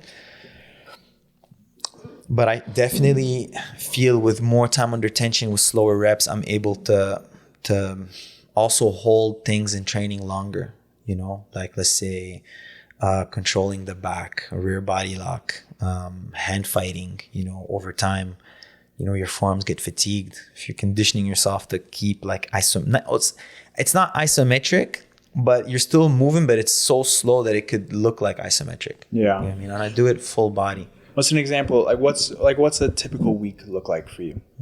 Now I'm slowly increasing the volume. Because before I started this ADC camp, I was just coming off an injury. I thought it was a hernia. It was just a bad strain like a pull. Mm-hmm. It pulled like in my abdomen. Yep. So now I'm back to training every day, 6 days a week on the mat. And I'm starting to slowly add doubles. Okay. You know, I'm starting beginning of the week, end of the week doubles. Okay. Then I'm going to start adding middle of the week, and then lifting is twice a week. And today, like we're Saturday today, I'll do a power endurance workout. So a lot of explosive stuff, explosivity, biking, Jumps. Like, I'll jump without weights. Yep. A lot of like on my knees, I'll pop up to my feet, jump, bring my knees to my chest, things like that. A lot of like high pulls from the ground. You're taking the weight from the ground. You're high pulling. With like a kettlebell or a barbell? What's your I mix it up. When I'm close to competitions, I'll go with kettlebells. Less impact. But now barbell. Now I'm getting back into it. Landmine, a lot of twisting stuff. Like you go in the transverse plane, you know, you pushing and pulling at the same time.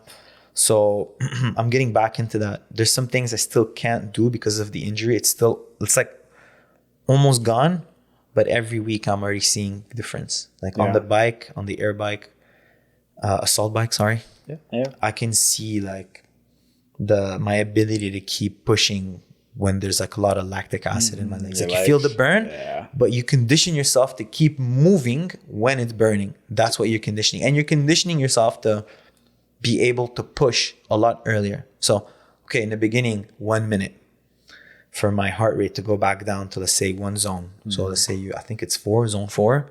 As soon as you touch zone 4, boom, you punch it. You go to like, it's like 80 rounds per minute or whatever.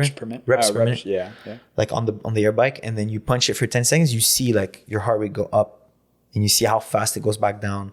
So I like it because it helps you measure, and you can see after they give you like a graph when you put a heart rate monitor, you can see like the progress and everything. So that's one thing I really like to do. And so you're tracking everything. Like you're very meticulous with it, or is it? I track, especially around like something like this, right? You're about to go into the world championship. You're going for the biggest, most prestigious tournament. Yeah. I think the rule set also is the most difficult. Yeah. Aside from the prestige and all that, I think it's the scoring system makes it very grinding. The preparation is very grinding, man. Because you basically, if you quit mentally, you get scored on. If you don't quit mentally, you don't get scored on. Explain that for people who don't understand. Yeah, so let's say IBJJF, for example. You get taken down, hips touch the mat, you stay on 2 knees, you're in turtle, you get scored on. Yeah. ADCC, you have 3 seconds, you get taken down, you have 3 seconds for your hips to come off the mat.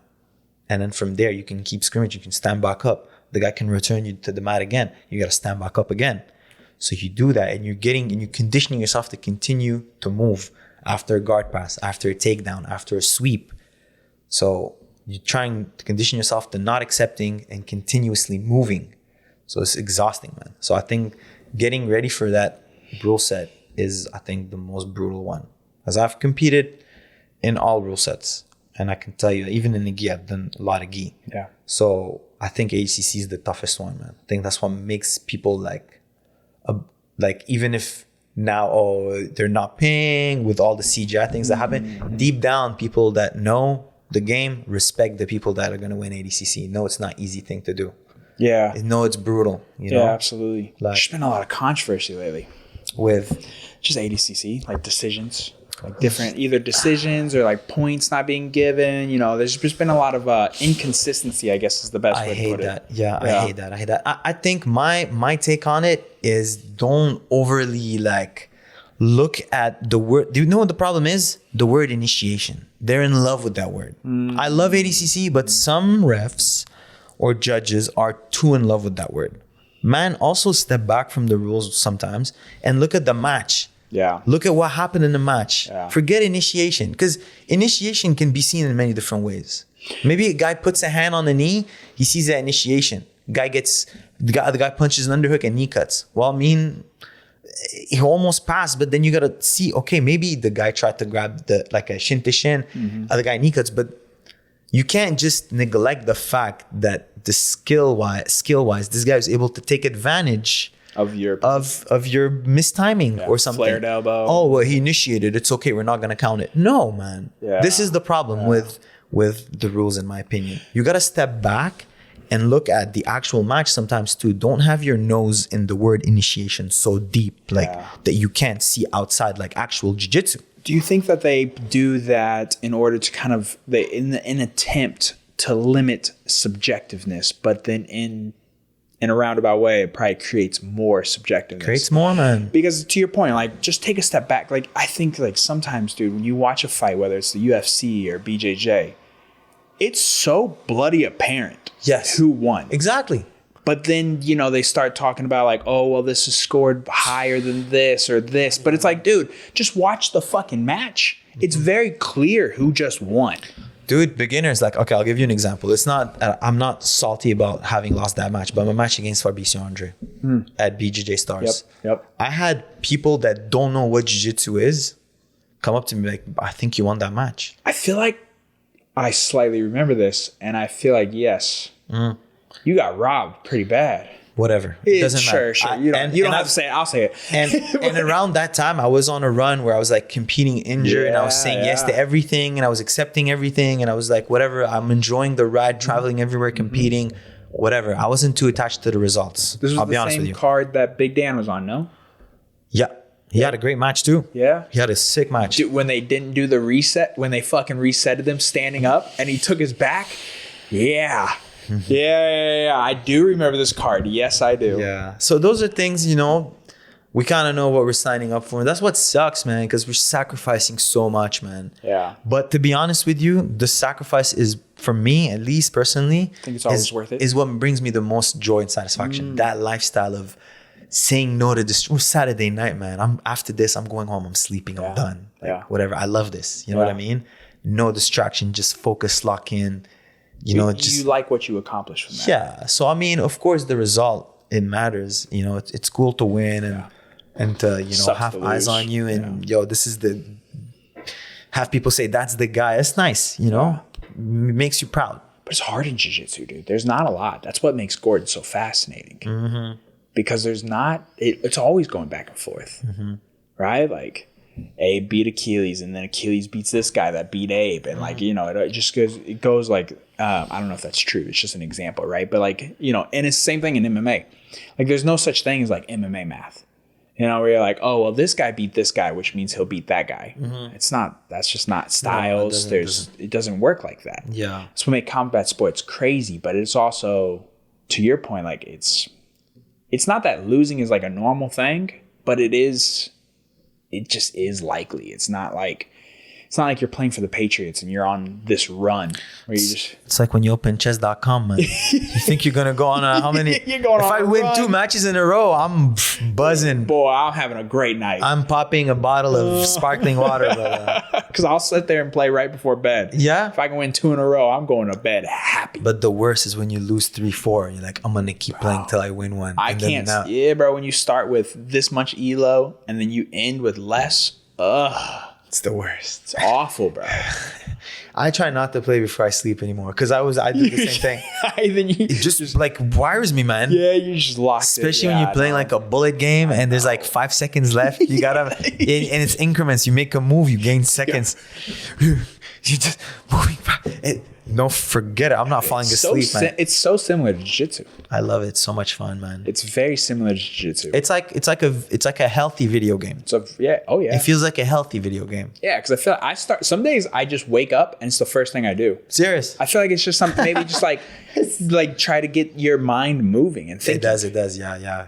No, I get it for sure. It's like just going outside and getting the early morning sun. It's kind of like that same thing where you're just trying to get it going. Like, Yeah. you're trying to get going. It's not a bad. You could be doing worse things when you wake up. You know. It's true. You could just rip in the fucking bong. I had a phase in my life where, Oh, yeah. you know, there was water and there was a bong right next to it. I think we've all been there. There's the water filter, you know, the clean, and then there's another water Dude, filter. I think about being in like my 20s, early 20s, and I used to live with my buddy Reggie. And there was nights, dude, where we would just clear like 5 or 6 bowls from the bong and just be fucking just absolute, like clueless. Wow. Just so high. Yeah. And I think back to that now, because like now I'll take like one little hit and I'm like, that's enough. Do not offer me no more. I don't want no more. No. I just want to be cruising, right? Yeah. But dude, I think back to those days and I'm like, bro, like what the fuck was I doing? How much wasted time?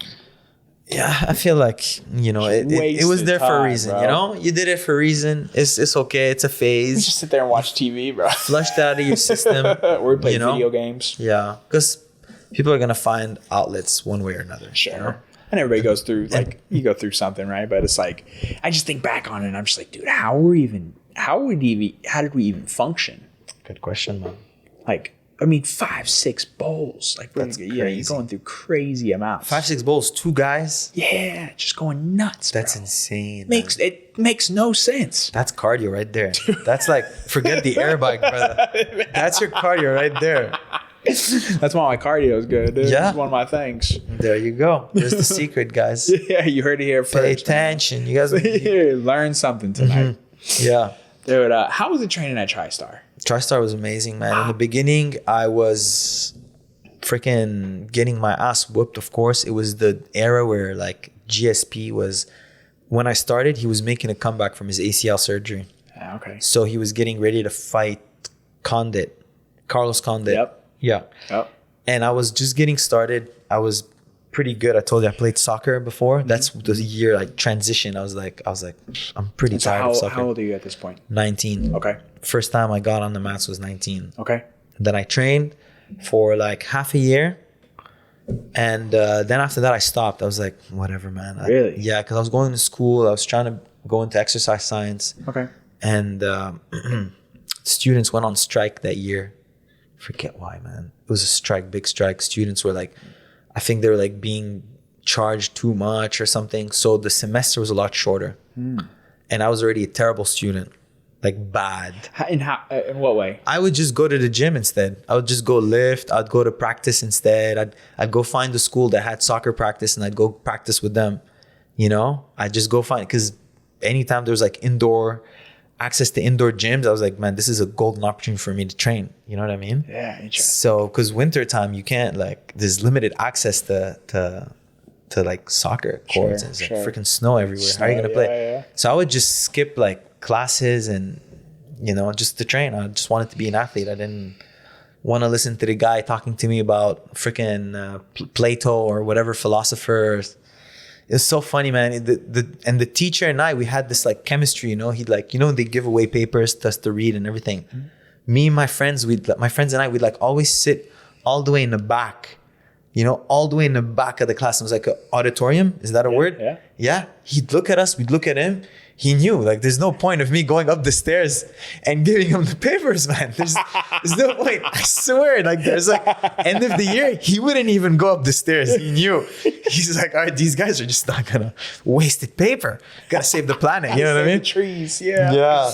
So anyways, there was a shorter semester, so I didn't really like want to keep training. It was like discouraging. I was getting my ass whooped, I believe it was high level. George was getting ready to fight. Yep. So I ended up stopping jiu-jitsu. I stopped for a year or a little bit more than a year. Yeah, I just did boxing. Okay. I boxed. I did some Muay Thai. I did a couple of amateur fights. And that's crazy that you got tired of getting your ass whooped.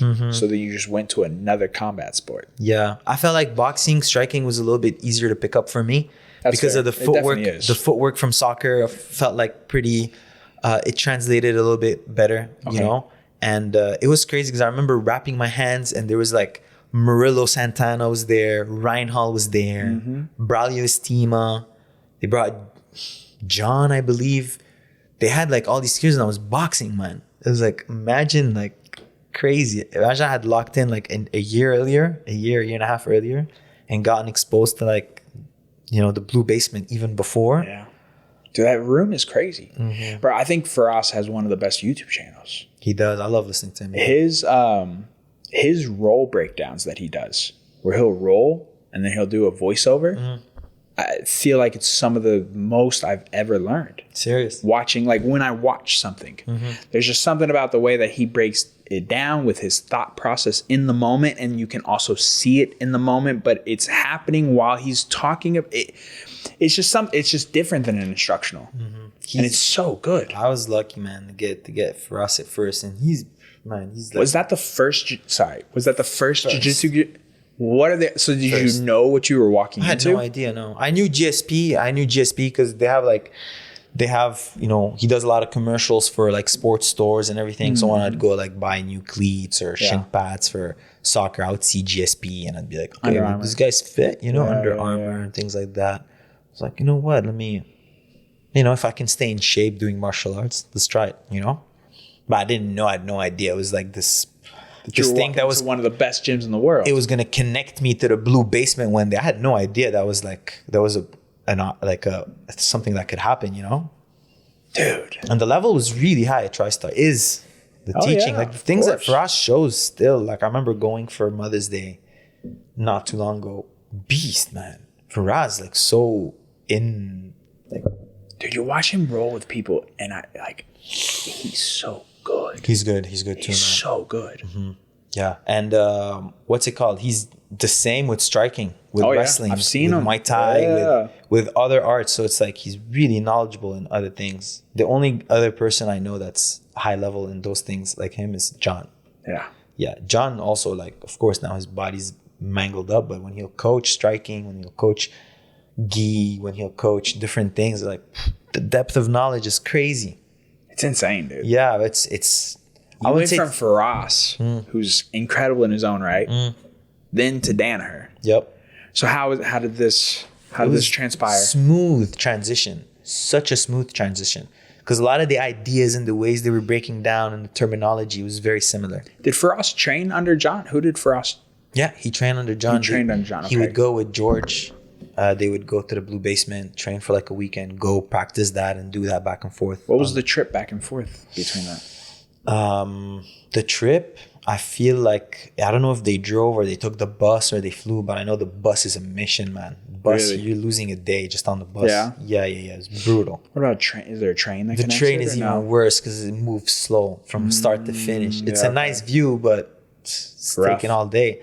Flight is the way, man. If you fly, that's the way. It's like what, an hour and a half? Barely an hour. Yeah. Barely an hour. That's gotta be nice. That's nice because the Montreal airport is small. Okay. It's a small airport, So lesser, like inexpensive flights? Ish? It's spicy. It's a little spicy. Really? Yeah. For an hour, relatively? Because it's also international. Yeah. You're still going from one country. Yeah, that's how they get you. It's like, brother, come on, man. Just let us commute from one place to another. Yeah, that's crazy. So how did you go from Tristar then to the blue basement? I remember the summer where I ran into Gordon. Actually, I was training at Marcelo Garcia's. In New York. One of my early, I would say, mentors in the sport. He was a purple belt and he like obsessed over Marcelo Garcia. Rightfully so. I mean, the guy is really good fantastic style. Very good style. And a lot of the things, like, they're similar between John's teaching and Marcelo's style. The inside position, X guard, ashigarami, the getting to half guard. There's a lot of similarities in those styles. The arm drags, exactly. I remember I spent almost a whole summer at Marcelo's. And then I come back and those guys did like a seminar with Eddie Cummings. And they're like all doing leg loss. I had no idea what they were doing. Is Eddie Cummings the other guy that was originally with Eddie John Cummings? That was doing the EBIs? I think I just saw a video that was actually on a rabbit hole. And Eddie Cummings is OG, man. Yeah. OG Danaher Death Squad member. Yep. Him and Gary Tonin. Yep. But Eddie, number one. Really? Number one, yeah. What happened? Even before Gary. Well, I don't know. I think he burnt out maybe. Mentally, maybe he couldn't handle... Like, it started when he lost to Gio in overtime at one of the EBIs. Martinez? Yeah. I mean, he was dominating the whole match. He had him in a fully locked, I think, shoulder Senkaku at the end of the match and just got subbed. He didn't take it well. I think from there, things started to change. And the way we took losses before, it was different, Well, they took losses. I'm not going to include myself. Was it because there just wasn't as many options? Like, wasn't as many... Like standards are really like high, not that they're lower now. But it's just like you wouldn't imagine those guys losing in that rule set. You know, so it was a lot of like pressure for him, like to overcome that. Eddie Cummings, man, freaking Monster. insane. Rolling with him, I was fresh purple belt going into the basement. I was already getting my ass whooped by everybody, but then come time to roll with Eddie, miserable. Getting What made him so good? Like, what was it, or what stood out to you? And he was so complete too. That's Yeah. what's crazy. He was such a complete grappler. It's just mentally, he wouldn't use any other things in competition. He would just stay on his butt. If you watch the match, Gio versus Eddie, it's not a very entertaining match because he had him in cross-hashi the whole match. And then towards the end, he's like, oh, okay, I'm going to come up on top. Passes his guard, takes his back, isolates an arm, transitions to I think it was a back triangle or shoulder senkaku. I don't remember which triangle it was exactly, but he was so good everywhere. Insane. And he had like, you know, he had very mobile hips, so his guard was just impossible to pass, man. I have to go watch. Watch Eddie Cummings, man. Yeah, I'm You're gonna watch. learn a I lot. haven't went down the rabbit hole. I just heard his name. Serious? Like the other day.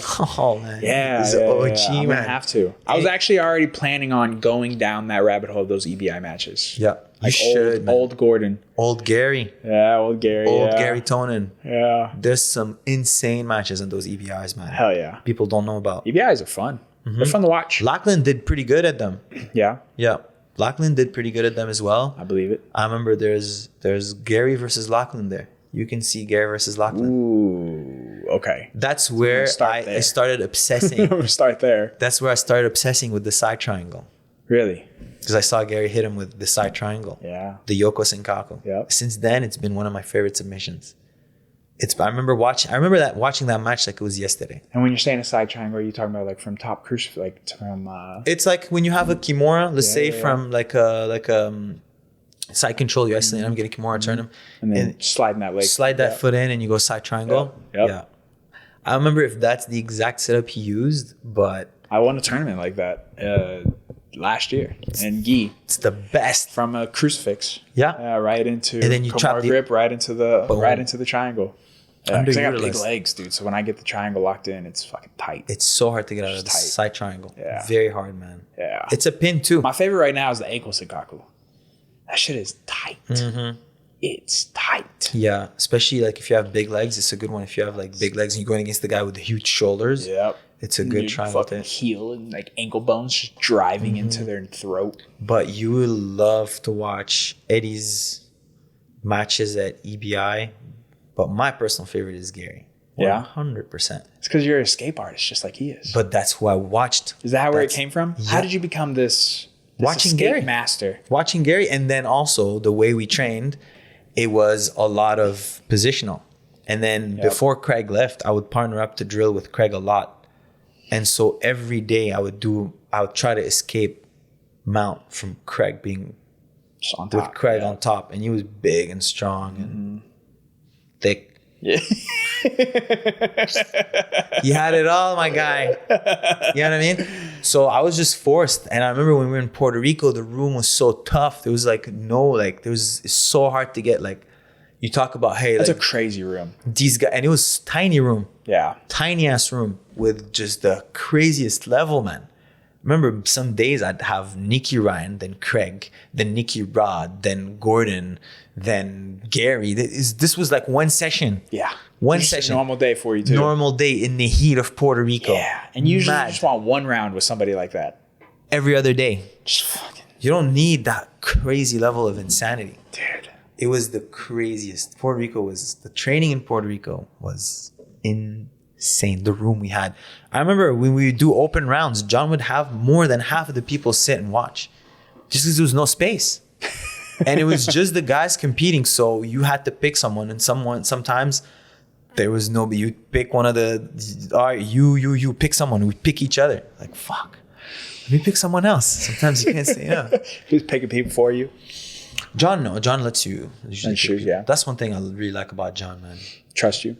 He trusts you. He when you ask him for advice, he says just exactly what he needs to say. He doesn't like tell you what to do. He just gives you like both sides. Okay, this could be that way, it could be that way. I think this is good. I think this is bad. And then he lets you do just. He never like gets involved in your business. Never. Not once has he done that, John. Or like said, no. Or a lot of athletes, like their coaches sometimes sabotage them because they try to get involved. They try to like live the athlete's life or make the athlete's decisions. John never Living does like that. vicariously through them. Yeah, or like just be in their business too much. Like personal business? What do you mean? No, like negotiating for them or like telling them, no, don't take that match. No, don't do this. No, don't go there. John never does that. Really? Just let y'all do your thing. Look, if you feel like it's a good thing, you just keep that in mind. Boom. He lets you do it. And I think that's the best teacher. You know? Because otherwise, what are you going to do? Oh, he said, don't do this. What if I did this? I did. You know? Or if you do it and the match doesn't go your way or anything, okay, well, you learn on your own. You do your own thinking. You do your own troubleshoot. I think that sticks with you a lot more. I agree. Yeah. Some people try to put like constraints on your game. Yeah. And then the athlete sometimes is not mature, is not going to understand those things. He's not going to know, oh, it's a good reason he's telling me that, or it's a bad reason. Yeah, or they could be just wrong. They could just be flat out wrong. Exactly. Maybe the coach is wrong. Yeah, they could be telling you that this is a bad technique. Right? It's like how we're talking about with the side triangle. I mean, not the side triangle, the side choke that Firas does. Yeah. A lot of people tell you it's not, like you shouldn't lock it in like that. Just watch the Bertolos hit it, man. Like they say all the time, like, don't lock it in like that. Don't lock, like, you should lock it in like this, go palm to palm or whatever, right? And it's like, dude, It works. It works. And you can do it. You can lock it like this. You can also lock it underneath. That's what you're saying. The variation Yeah. you can lock underneath. Go elbow, like almost elbow to elbow grip. I'm trying to think. I think Jocelyn Molina, she trains with us. Yeah. She does that. It's a beast. There's the matchmaker for ACB. He hit it at trials. Yeah, what is this ACB? I've seen people getting like signs for this. ACB is a vibe, man. I competed at ACB in Moscow. I had a terrible match, but I'm so happy I had it. You had to go to Russia? I went to Russia right after Wojciech. Remember, we're watching the WNO where I fought Wojciech? Right after, I had to go Wojciech. The week before, I was in Brazil. 2 weeks before, I was in the UK. All of them, back-to-back chronic hip injury. With weight cuts, with a car accident, sitting on the planes, dude. Jet lag, just popping melatonin. I think I went up to 15 milligrams of melatonin once, especially when I got to Russia. It's not good. I loved it though. Yeah, but it so shuts off your body's melatonin production. I know. It was good, man. I loved that phase. It was last year. It was injured. The results weren't good. Just loved it, man. How was Russia? Amazing. Don't believe what you see on the media. No, I don't. The media, that's why I was asking you, what about Russia? What about Russia? I'm like, why are they being so like against that part of the world? It's a nice place. The people are so nice. The hospitality is next level. Why do they hate Kanye so much? Like, why do people hate people they can't control? Yeah. That's what it comes down to, right? They can't control Russia. And so they tell you that it's this awful place. It's amazing. Right? Moscow is amazing. How's the food? Amazing. What is it? What's a typical Russian dish, or like what is Russian cuisine like? They have a lot of one thing that I really liked about when I went there. Okay, it's Georgian influence, but of course in Russia they do something. There's like soup dumplings. Of dumplings with like broth in it, meat. They have that. They have a lot of very good soups. I can imagine it's the cold meat, as fuck. the way they barbecue there is really good. Yeah, it's cold as fuck. Really? They drink a lot of freaking soups. Caviar, the caviar, so good. And they mix it with things you'd imagine it'd be good. Like I remember the first day, and I didn't understand Russian currency. I had no idea what it was. I was like, and they put us in these hotels, man. Oh my God, man. Nice. ACB is. If I had to pick, like, be exclusive for one organization, it would be between BJJ Stars and ACB. Really? You would still go back to BJJ Stars even after that atrocious card? Man, it's just... Because it wasn't just your match. The experience is just... Like Brazil? It's... I don't know, for me, personally, that at the end of the day, that's not what I remember. I just remember the vibe, the build up for the event. What's it about Brazil? What about Brazil that you like? It feels like home for me. Really? It's very similar to Lebanon. Because you speak Portuguese? The food is good. The vibe is good. Picanha is the fucking... Picanha, the acai, the coffee. You don't need sugar. You don't need milk. You don't need to turn it into a freaking smoothie, man. Yeah. Just black. I mean, I only drink coffee black anyway, so... And you're going to love it there then. Yeah? Yeah. The energy of the people, the warmth, you would love it. The warmth of the people, the vibe. I want to go train. I want to go train down there. It'd be fun. Go to Rio if you do. Yeah. Go to it's called Pyramid, the gym, Piramidi. Okay. Go there, man. Yeah. Go to Rio, the beach, the mountains. Take a dip in the water. You get that sun. You get your coconuts. They chop it up for you. Eat the jelly inside. So kind of picanha for lunch. Kind of similar to Thailand in that regard, right? Like very similar. Coconut, all like, dude. So why don't the one thing that I don't understand here is, so when I was in Thailand training, every gym has a cafe attached to it. Acai bowls, coconut water, fucking protein shakes, paninis.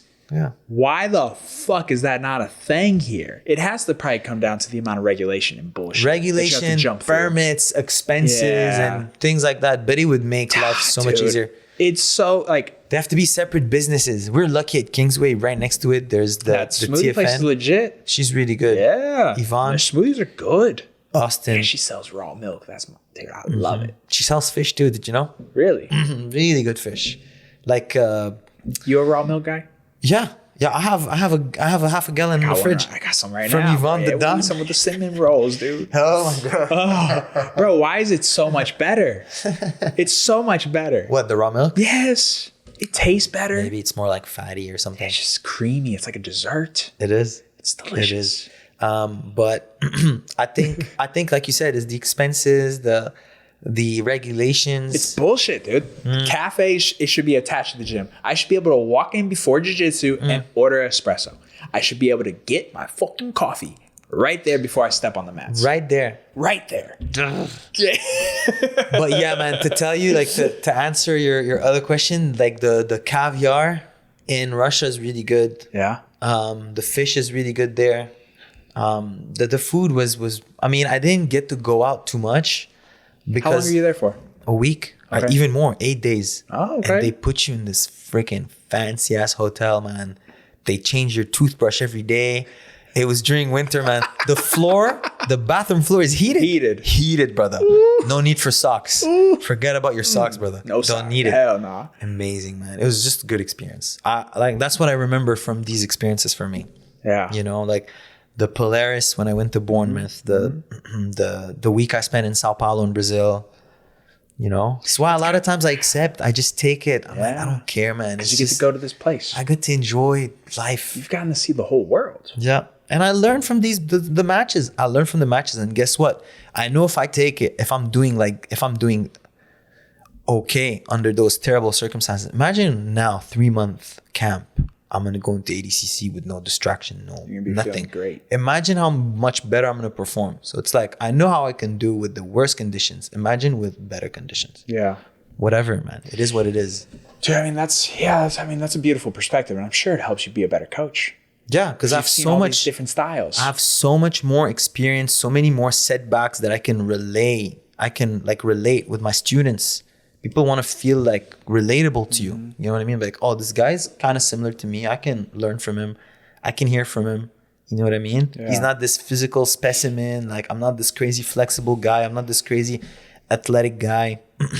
So for me, on top of it, having the amount of matches and the experiences with very good guys, I take matches even when like the odds are stacked against me. I don't care. For me, that's what makes it fun, you know? It can't be that often. Come on, Taza. How many times are you that big of an underdog? Like when I fought Tainan, for example, on WNO, it was in his backyard. That match was supposed to happen for like a year at a certain weight class. It was supposed to be 170. And I accepted the match with the assumption that it's 170, right? No, it's 185 now in his backyard. The week before European trials. So I went from Austin, Texas. I went West Coast. Yep. While weight cutting to 77 against the guy who's weight cutting to make 185 in his backyard. Jack, dense dude, my guy. I'll tell you that. Bro, he doesn't. He don't make like. It's an unfair human right there. It's just for me. I just have to look at his hand while he's holding the microphone at the press conference. I'm like, massive, damn, clubs. I can barely see the microphone, man. It's cupped. Like he just has paws. It looks like those little road mics. You know, paws. Yeah. What is it about Tynan that makes me like? What do you think like stands out about him? Because I mean, he just won his 4th Yeah, IBJJ. it's skills. At the end of the day, you can be a physical specimen. Yeah. You can say, oh, this guy's on this, on that. But in the end of the day, his level skills. of like his ability to compete. Yeah, his skills. Just the skills too, Like, man. and then to implement them. Implement them. It's everything. It's not just the skills. He's disciplined. He puts in the hard work. He eats well. He trains. He's doing everything. Of course, the physical specimen addition to it helps, but there's most of it is the hard work, man. Yeah. You know? And he trains in a crazy room too. He's in a crazy room. Crazy His room for the gi, mentors, especially for the gi. look at his mentors. Yeah. Like these Mendez guys, brothers. Mendez bros. Look how they run the gym. It's freaking clean. It's beautiful. It's That gym nice. is gorgeous. Yeah. The gym's gorgeous. Have you ever been? No, but I mean, if I get the opportunity one day, I'm in California for sure. I'd like to see how they're running it because I want to open a gym at some point. It's the kids program that always fascinates me. Like they run it like it's almost militant in a way, Yeah. right? And I think some people have like maybe a negative thought about that, but it's like, dude, like the kids are doing bands and they're really? Bro, they're haven't seen going that. hard. Their kids program goes crazy. That's insane. I mean, never I've seen seen the bands. videos. I've seen videos of the gym, and I mean, we're talking well over 100 people in the space where they're this close. Like groups are this close rolling. So many people. And in we there. complain, I'm running people.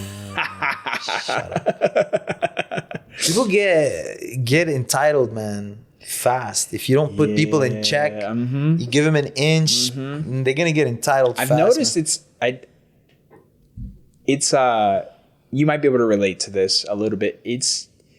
I always say that sometimes jiu-jitsu guys got a big ego for dudes that don't get punched in the face.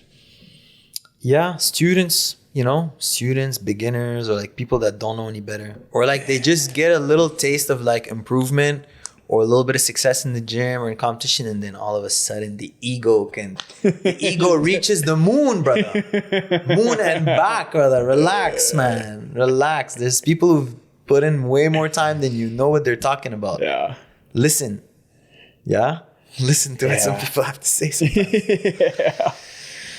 So, yeah, for sure, man. People get more entitled, but it's happening in all aspects of life. I feel like things are becoming easier and easier, Of course. more access to things, a lot of nice gyms around. Zero Competition. repercussions. The competition is high, man. Look at just Austin, how many freaking high-level gyms there are here. Maragali's gym opened up. Or I want to opens up open this week. I want to open a gym soon, Yeah. and I want to still be close to Kingsway. Yeah. So, shit. You heard it here. You heard it here first. Woo. Yes, it's not nothing. I've never made this public, but this is part of the plan for me. I've already spoken to John about it. He's like 100% supportive about it. Such a G, John, man. Dude, he's such a G, man. It's because he's not in a famine mentality. You know what? Another thing that like people misunderstand about John is like, oh, he he seems so cold and like non-human, or like he doesn't care or anything. People forget how long he's been around.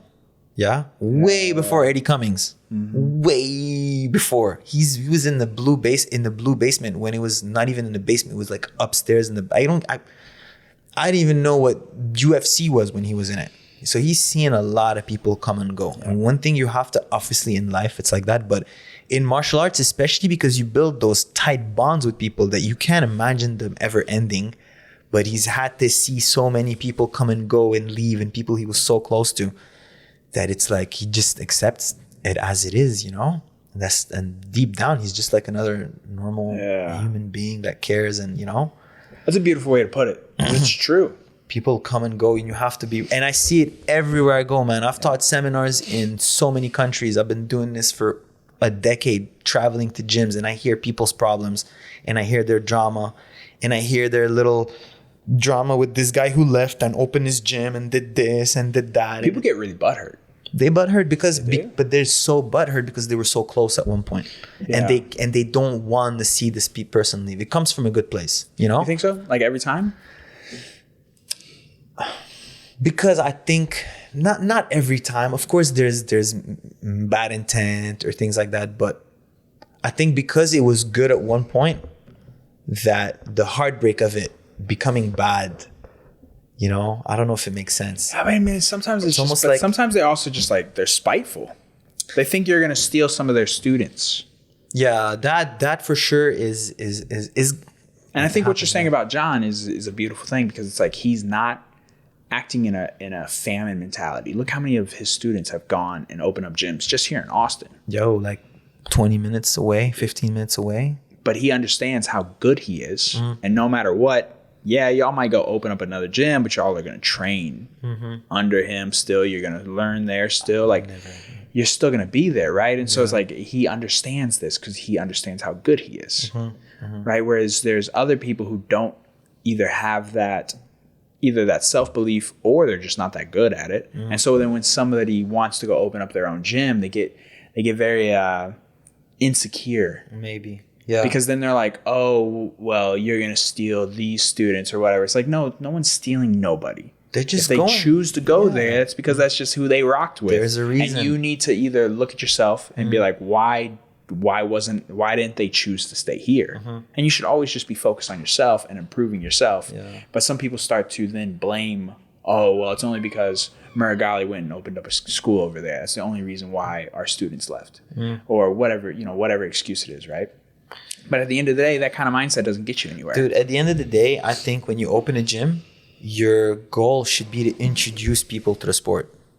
Yeah. That's my opinion. Yeah. My opinion is like, you're fighting over, let's say 20 guys. Let's say 20 guys left the gym. Let's exaggerate. Sure. What about the freaking 20,000 people that live in your area that don't know what jiu-jitsu is? Yeah. This is the goal. Is like, you're like, look how many freaking P. Terry's there are, or like Whataburger. P. Terry's fantastic. Amazing. I love it. I wish there were more, but I also wish there were more jiu-jitsu gyms. Do you know what I mean? Yeah. It's like with this scarcity mindset. Well, it's like you don't want scarcity mindset, famine mentality. That's what I same, right? Yeah. And I always put it into like relative terms, dude. Like, look how many fucking energy drink companies there are that are successful. Doing great. There's dozens. Dozens of them. And guess what? You go to the grocery store and you buy a new one week, and then you're like, oh shit, let me try this one. And then you fucking cycle through. Exactly. How many coffee companies? How many athletes have like a liquor brand? Yeah. You just cycle through them. Exactly. You just try something else. Restaurants, same man. Like, how many times are you gonna go to the same restaurant? You know? Unless it's that kebab shop. Right. I might become exclusive if it's that, bro. If it's what you're saying, it's good. Might be. I would pay to see your reaction. It's good. I will film myself. I will do a review. Let's do it. I want to hear all of it. Yeah, and I will let you know for sure. It's good. I might do it next week then. Next week, go after like Saturday, like after like get a nice hard workout. Get some hummus. Extra hard on that bike, brother. Earn those kebabs. Earn that. Every bite of that kebab, yeah. Dude, fucking the bread. The bread is so make it or break it. Coffee, shit was fire. That shit had me cracked. Yes. It was so good. They have Turkish coffee there? Yeah. Bro, how's the place is legit. Okay. I haven't had the dessert. Kebabji spot? Yeah. Usta Kebabji. Okay. Let's pull up the menu. Let's go through it together. Right. The place is legit. Hey, tell him that you are genuinely not that big of a fan of like hummus, baba ganoush. How come you don't like hummus? Yeah, I know, it's weird. But you like dip it with like a texture thing mostly. Yeah. Right. But if it's in a sandwich, like imagine it's like mayonnaise, you know? Like if you like pretend it's like mayonnaise or chili paste. But it's also so like you've traveled a ton. I've traveled a ton. She lived in one place for a very, very long time. Yeah, where? In Washington State. Washington State. Oh yeah, we were just saying. The food there is good, no? Yeah, it's good. Yeah. I lived in California for like 6-7 years. Yeah, okay. That's when she got like there's like more broad churches, California. Right? Let's take a look. Fire grilled, soul fed. Let's see the hype. You have to go to the Round Rock location. The Austin location is still good, but the Round Rock one is definitely better. Okay, I don't know what the difference is. We have some mneish on the right. Look at the dog. The mneish. You know that thing on the right? Bro. You see the thing on the right? What is this? This is like flatbread with thyme. Yeah, sesame. Yeah. Oh my god! What flatbread did we get? We got I don't want to. Hold on, we'll find it. What the hell is this? Chicken tikka tagine. That's the menu? Yeah. Okay, we're going into Morocco. Morocco territory now. Tagine is Moroccan. Yeah. But I mean, hey, if they're doing it good, oven baked. The grilled fish looks good. Hold on, 1 second. Lentil soup, hummus. No. This is good. Okay. The lamb tagine looks legit. Baby Logan loved the lentil soup. Dude, the lentil soup. Bro, the baby went to town. to town on the Went lentil to soup, Istanbul dude. and back with that bread, She yeah? was ready, dude. She was like, sign me up for whatever this is. You Tabbouleh. can't go wrong with tabbouleh. Okay, tabbouleh is good. I'll tell you It's why it good. looks good. Because usually the how do you guys call it? The bulgur wheat, the like the white things they have. Uh-huh. Like in most places they mess it up. They put like 80% of the white thing and then barely any parsley. But this looks good. It's mostly parsley. Okay. A good combo of tomatoes. It looks good. Okay. It looks good. We'll have to try it Okay. to see what the So dressing far, is so saying. good. So far, so good. I told you that I take my food Dolma. recommendations. The dolma is, I have to try the dolma, man. If yeah, the is that your dolma- stuff? Is that your shit? They have dolma in two ways. They can be like vegetarian or it could be with meat. I prefer, but I have no preference actually. I love both of them. But the vegetarian one is more as an appetizer. Okay, so it's probably vegetarian. Yeah. But the one with meat, they usually put lamb in it, and they like, you know, I've never had it with meat. they flip Okay. it. The thing where they flip it, they have videos where they flip it, and at the bottom they have like lamb meat, just chilling, cooked with the juices and everything. Ooh, God, man. Okay. Mamma mia! Oh my Fattoush. Pause. See the fattoush Fattoush. see the fattoush to the left? Yep. That's my favorite salad. Really? If they do it right, then I'll probably get 2 of them. Really? Yeah, the fattoush is really refreshing. It's like got what is crispy it, what is bread. it about it? Crispy bread. The veggies are cut less thin. It's not like small cut vegetables. It's a very refreshing mix of like just vegetables, man. Damn, we really. haven't tried that. That looks actually really. But I have to see and try it because it looks like they have spinach in there. Is that spinach? It does look like mixed greens. Yeah. So it's usually lettuce. Oh, okay. It's okay. I mean, hey, I'm open-minded, brother. I'm open-minded, you know? If the dressing is good, it can make it work. The falafel was very good. I have tried that. Falafel looks was good. good. Those big, see, it's big circles of falafel. Yeah. This you have Gotta to be make big balls. You have to big balls, Okay, brother. only. That retention. Only. The falafel, the way you want to eat it, you want to make sandwich out of it. Really? You want to break up the falafel. You want to like break it into like 3 or 4. Okay. You want to put tahini sauce. You want to put like pickled chili, like jalapeno with the smaller ones, with radish, tomatoes, mint. You roll it up On some fry bread? on the pita bread, but it has to be double layered so it doesn't break. You get like a good bite. Okay. It's solid. If the pita bread breaks, it's a myth. It's not real pita bread, bro. Bro, I gotta go with you. Shit. I'm telling you, man, when I go to Montreal, this is what I look forward to the most. Is Really? They got a good scene up there? Huge Lebanese community, especially in the neighborhood where look at that. Pause. That's what it was, dude. So we did the feta cheese bread, the feta cheese flatbread. Holy fuck. It was better than a pizza, dog. It's way better than It was pizza. better than a pizza. Same. You see the za'atar flatbread? Yep. That you wanna like, they sliced it up like a pizza, which is still good. It's still very good. Places do that. If you don't slice it up, you want to put veggies in it. Yeah, I know okay. it seems like you like veggies. You know, some people are like, no, it's not. Put veggies in it. You put mint, tomatoes, cucumber, and olives. Green olives. You lost me at the olives. Okay, no olives then. No problem. Forget about the olives. Forget about Put the everything olives. but the olives. Man, the best brunch you'll ever have in your life. Yeah? This is brunch style. Yeah. Okay. If they ever lahma b'ajin, wow, that looks good. The lahma b'ajin looks good. Lahma b'ajin, it literally means meat in dough. That's what it means. So Shit, why doesn't it say that? It says meat flat. It does say meat that. flatbread. That Yeah. sounds fantastic. Lahma ajin means dough. Okay. Khubz is bread, but it's good. It's good. They did a decent job with the translation. Okay. You know? Lahma b'ajin pita. Okay. Creative. I've never seen that. But it's good. The sausage pita, that's Turkish. That's very Turkish for sure. Yeah. Yeah. Oh, Now this is bro. This is the main where event. we get into This it is the right main card right here. dog. The main card. Oh, Here we go. I don't know if I can wait a week, man. I swear to God. What's up? That if you wake that. Oh yeah, my bad. I swear. She's asleep. If we Where wake the else would she be I right don't now? know. Sometimes you just be leaving her. if we wake up the baby, we just get her lentil soup, and then she'll be happy. This is true. When's this place closed? 10 p.m. I looked. First thing I look. What time does this place close? Maybe I can sneak in. An hour and 13 minutes. Hour and 13? Nah. I need 2 hours there minimum. I need 2 hours Dude, there. the spicy there, dude. And it does have a good kick to it. It's not overly spicy, but it has a good kick. The kebab, I like the kebab. The size of the kebab, the ratio, Bro, I'm the telling you, meat to rice ratio. We get the family one, dude. I hate places where you go and they tell you, oh, it's for 2 people, you can't get it. I look at them like, my man, I can eat the one for 4 people alone. Yeah, don't insult easy. me. You want to make money or no? Why are you stopping me from getting the expensive thing on the menu? What? Worst case, I take it to go, Why are man. you telling me no? Like, who are you? I hate restaurants that do that, man. Bro, you should heel hook them. Next time, that's what I'm gonna do. And you should, dude. Fuck it. Tenderloin tikka. We gotta bring back physical repercussions. Sliding ashes. That looks good.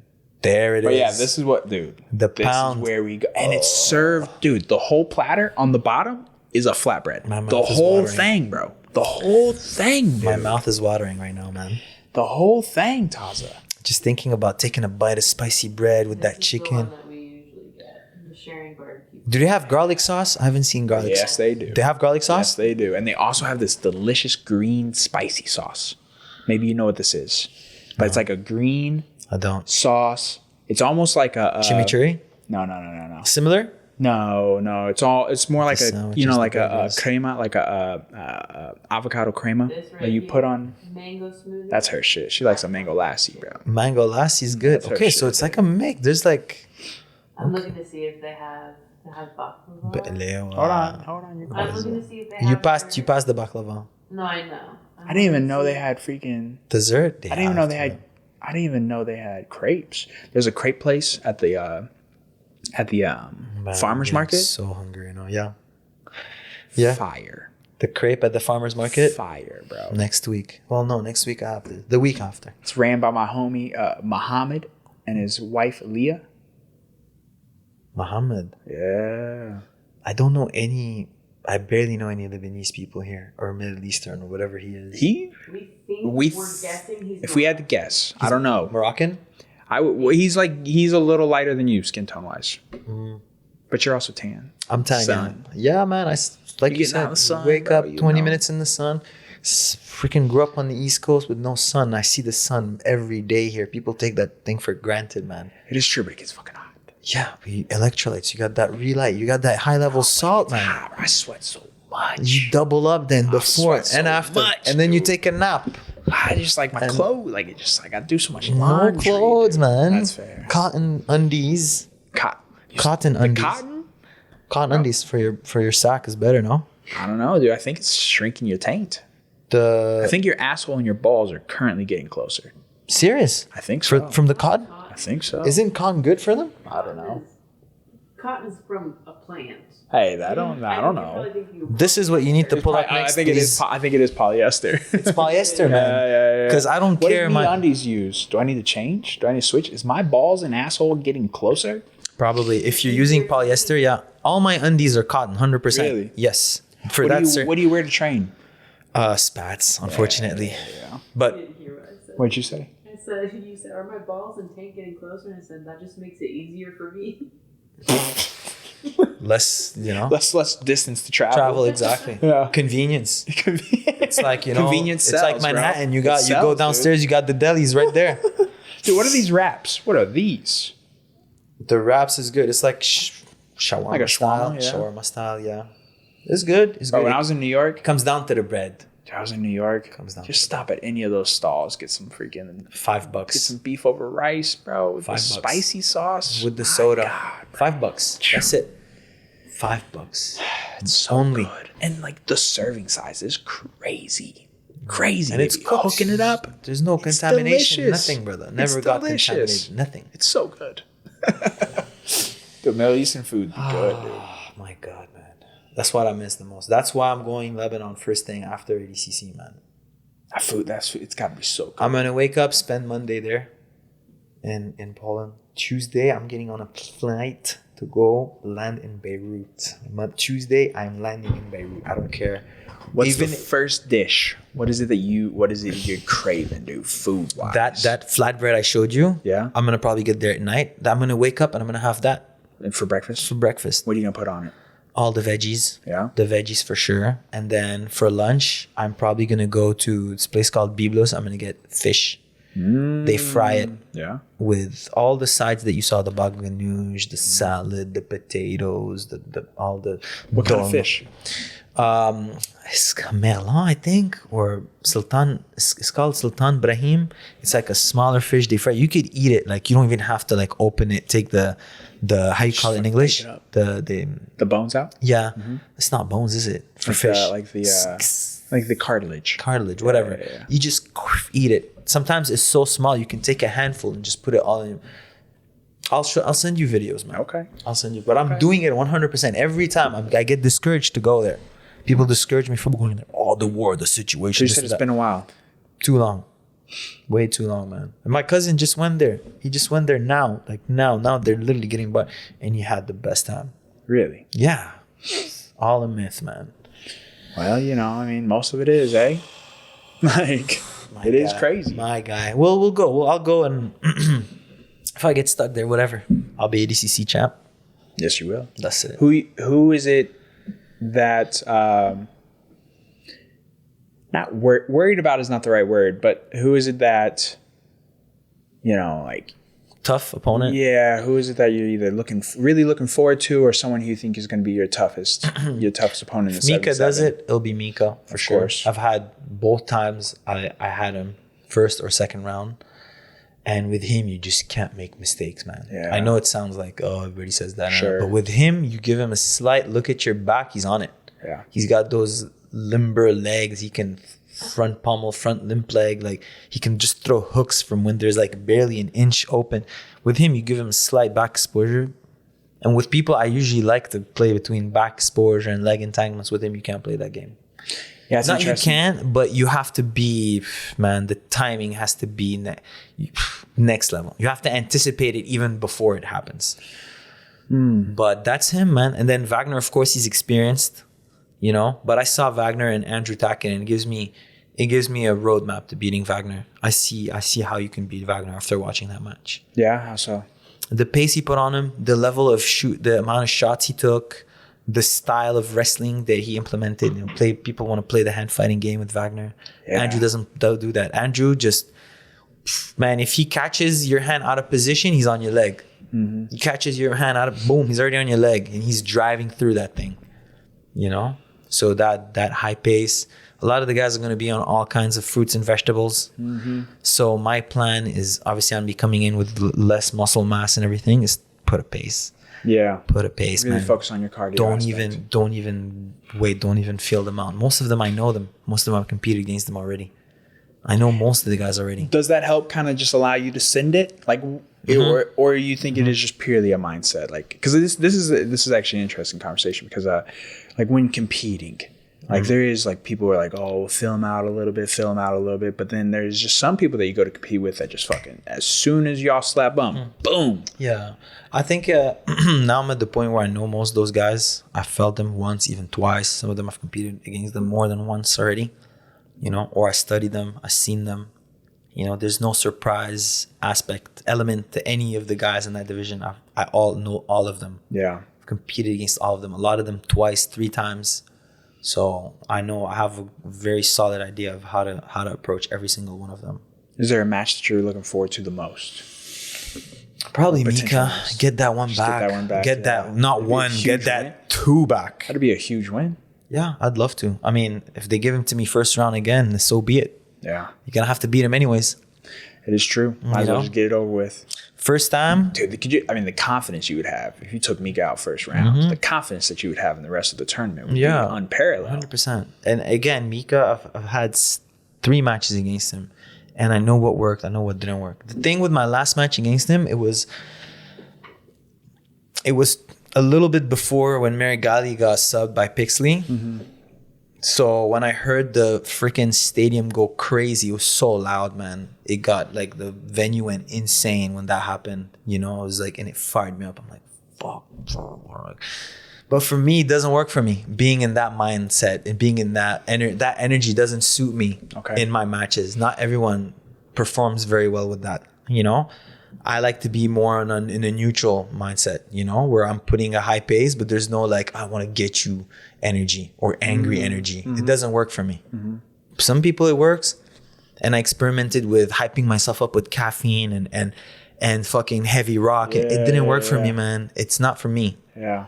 I do my best when I'm like calm, you know, not calm, like slow but like just neutral, you know, just moving forward, but I'm not showing what's going on, you know, kind of like not like putting too much pressure on yourself, like just trusting the fact that like, hey, I know how to do this, and I'm just gonna take the opportunities that come. Like, or is it like a happy medium between? I feel like you don't want to be too emotional. You know, I feel like you don't want to be, you want to be cold, you know, not cold like your body temperature cold, but you want to be, you know, you don't want to show too much. You want to have a mask. Stone face. A mask. You know, when you watch my last match, you can tell I was like emotional from the beginning, you know, in a way it was like overly like eager to beat this guy. Why was that? Well, first he beat me in the last ADCC. And then there was the crowd. And then the crowd, I heard how loud it got and everything. I was just so fired up, you know? And I had just subbed Davi Ramos in like 50 seconds.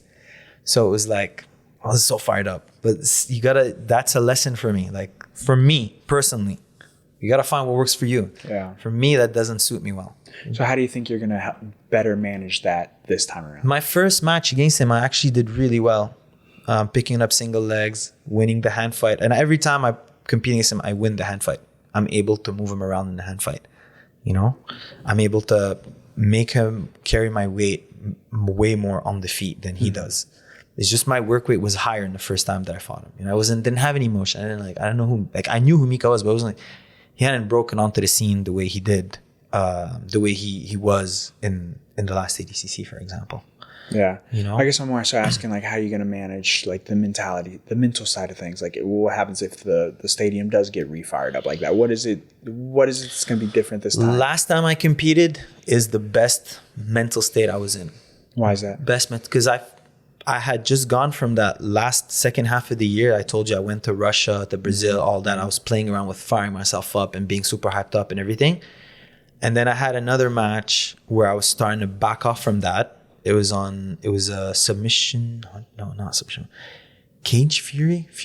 Those like the events they do in Jersey that like a feeder to the UFC. I think it's Cage Fury. I did a match there, and I did another match for them again. And then both times I dialed it back, and then I found exactly what works for me: the routine, the nutrition, the way to eat, the way to warm up, when am I gonna, all that stuff is like figured out. How do you prefer to warm up?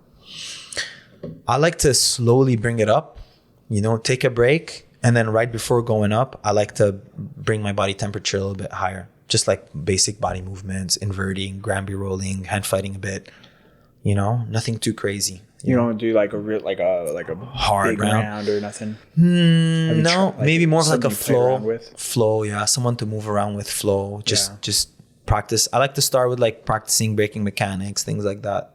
Practice my entries.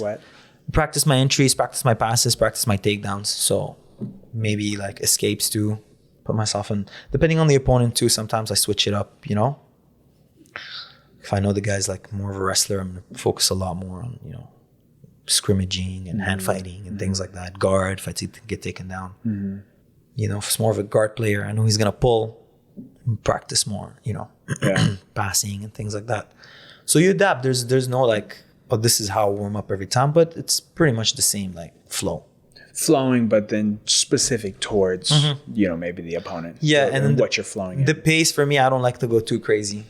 I just like to break a sweat, bring the heart rate up a little bit, and then chill. Yeah. You're ready to go, man. Just make sure your joints feel good. You stay warm. The work is done now, way before the match, man. Yeah. You know what I mean? Of course, if you like to break a sweat and go like, you know, to avoid the adrenaline dump when you get in, for sure. But I don't have those. Really? I don't get those. It's just because you just competed so much? I've had it in the past. So? I think the last time it happened is when I was against Renato Canuto. I think it was ADCC 2019. Yeah, 2019. Yeah. It was the first one that Mo ran. and I had an adrenaline dump. There, I felt like frog, like acid. It was crazy and everything. I think it was just, I was still a brown belt back then. And I didn't have the experience, the preparation, the mental like confidence, and I was coming back from ADCC surgery that match. It was my first comeback. I barely wrestled during that camp because I was like I didn't have too much confidence in my leg back then. So I think a lot of it has to do with your preparation and your confidence in your preparation. Maybe, I don't know. That's interesting. That's an interesting take on that, because somebody was asking me like, does that adrenaline dump ever go away? And I'm like, it does. I don't know. Yeah, that's interesting. Have you ever noticed that it's like went away, but then maybe it came back for a match or two, maybe you didn't prepare as well for, or just like, or has it like once it went away, you've really been able to just maintain that? Since the match at ADCC against Canada, it never happened to me again. Really? Yeah, but you also have to distinguish between adrenaline dump and that first crazy scramble that you have where you both just tired. It could be that. It could be just you guys started really crazy also, and you just both tired. It doesn't have to be an adrenaline dump. Yeah. You know what I mean? Yeah. Sometimes guys start crazy. I mean, better for the fans, man. It is. You know, better for the fans, but then you're just tired. It's not just necessarily an adrenaline dump. Have you ever done a PGF? No. Is this something that you would ever do? If the pay is good, why Sure. not? Yeah, it's just so many matches. And there's like such a big commitment to be in Vegas for a month and a half, no? Yeah. Or a Something month. like that, yeah. It's a long, I love watching PGF. I support the shit out of that. So event. you're still a fan? A big fan. I love what they're doing. 100%. No, I Yes. love it. Just for me personally, is big investment, time. That's and completely energy. valid. You know? It's but dude, from a fan's perspective, the PGF is the fucking best. I love it. It's so much I fun. love to watch. watching it. The last So much one fun. had so many amazing Banger leg lock matches. finishes, so many like side ankle locks, Woj locks, so many. A lot of things clicked by watching PGF for me. Really? Yeah, because people send it. They send it. They like do. you finish it earlier, you get more points. Yeah. Was it? So it's like you're just seeing these bites come in different angles, but I slow motion watch it and I see the adjustments and everything. It's like, wow, this a lot of things are clicking for me right now. Yeah. Yeah, I watch it for sure. Yeah. Dude, I think every organization should have the shot clock. Shot clock is good. I think the format for PGF too, well, at least with the cash prize and everything's going, is good for guys that are going from a little bit known to established. I think it's in that range, you know? Yep. You want to establish yourself, you want to make a name, you got to go through it. Because there was a period of time where I was doing like things I had to pay to do, you know? Yeah. And I'll just bounce around and do a bunch of you have to go through that as a grappler. You don't have to accept it for a while. I'm not saying I don't need it and it's not going to make me better, but you got to pick your battles too, you know, sometimes. No, I mean, it's completely understandable. Yeah. With like the injuries and the risk of, you know, being more injured and the financial, you know, risk, you know, because I teach privates, I teach. But if you can get on classes. the New Hope team, get in their stem cell lab. Let's go, New Hope. I'm in. You just convinced me, man. Inject that shit in my hip right now. Yeah, bro. Damn. It's bothering you? No, it's good. It's just sore. You just Yeah. trained. Sometimes like being sore is normal. You just train hard. I went pretty hard today. Pretty hard this whole week, but I love it. Yeah. Tomorrow you we ramp it chill. back up. Reese was talking about how just like slowly the energy in the room is starting to build. I love it, man. The tension I is love starting it. to build. Every summer since 2016 has been dedicated to either getting ready for trials or ADCC. Yeah. And I wouldn't want it any other way. That's awesome, dude. You fucking love this shit. I love it, man. It's this for me just goal, you know, having a goal, working towards it. Yeah. I know it sounds like living it is love it, different, though. man. Living it Yeah. is like so cool. Like, Dude, think about all the things you gotten done. To travel as much as you have. It's fucking sick. yeah, All because of a sport. yeah. The traveling also like now, especially when it's those international destinations, is you have to go ahead of time, Yeah. and you're not training a lot. So guess what I'm doing? Experiencing it. I'm Exploring. checking out the city. You know, I'm meeting new people, going on dates. Yeah. Oh, What's your favorite place? It's between Brazil and Kazakhstan and Russia. Really? Kazakhstan was such an amazing For experience, Aiga? man. Aiga with Giancarlo, with De Mejia, with Dan, it was, I think, Dan that getting experience. Lyme disease. Did he get it there? Yeah, because y'all made him go on that hike. I forget, man. God knows where Dan got that thing, man. Dan and his fucking diseases, man. I wish him the best, but I don't know if he got it there. But I think my favorite experience ever, it has to be Aiga. Yeah? Yeah, it's just because we traveled the stage together. was sick. Yeah, we traveled, and you know what? I lost to Pavel and Kenta, but guess what was the best experience for me, regardless. Was it just like the whole like team, like again the community aspect? Community, of it, yeah. traveling as a team. I got to you just build a bond with guys that aren't even your teammates. It's crazy, and up until today, those guys are like super close. I'm super close to Felipe Machado, Gabriel Souza, Puya. You know Puya? Puya, Iranian MMA fighter, wrestler. Peace. Look him up. Oh, He's gonna be at ADCC too. yeah, Beast. big dude, like Big. fucking jacked. Jacked. I think I know- wrestler, I big think I know beard. who He lives in you're talking Dubai. Yeah, I think I know what you're talking You just meet these people and you see level growing everywhere. It's just insane, man. The hospitality, the food, the landscape. I Do you think notice that we're just all the same, like just you guys in general, slight difference, but same end goal for Yeah. sure. Yeah.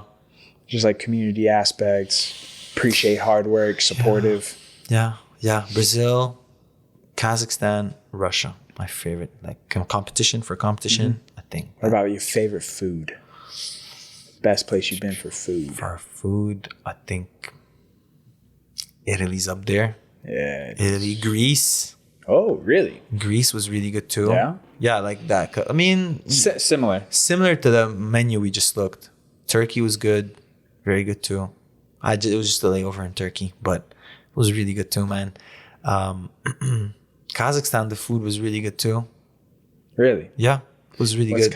kind of a common They theme? eat a lot of horse meat there. Yeah. Yeah. The horse meat is good, but Shot also cut. they just have us in these freaking crazy ass hotels with these amazing like breakfast buffet. Man, the breakfast buffet when I went to ACB was the size of Kingsway, man. You just walking miles and miles and just Just so different much food. variety, good Yeah, food. dude. It's so good. There's man. a Sunday brunch here in town. Tell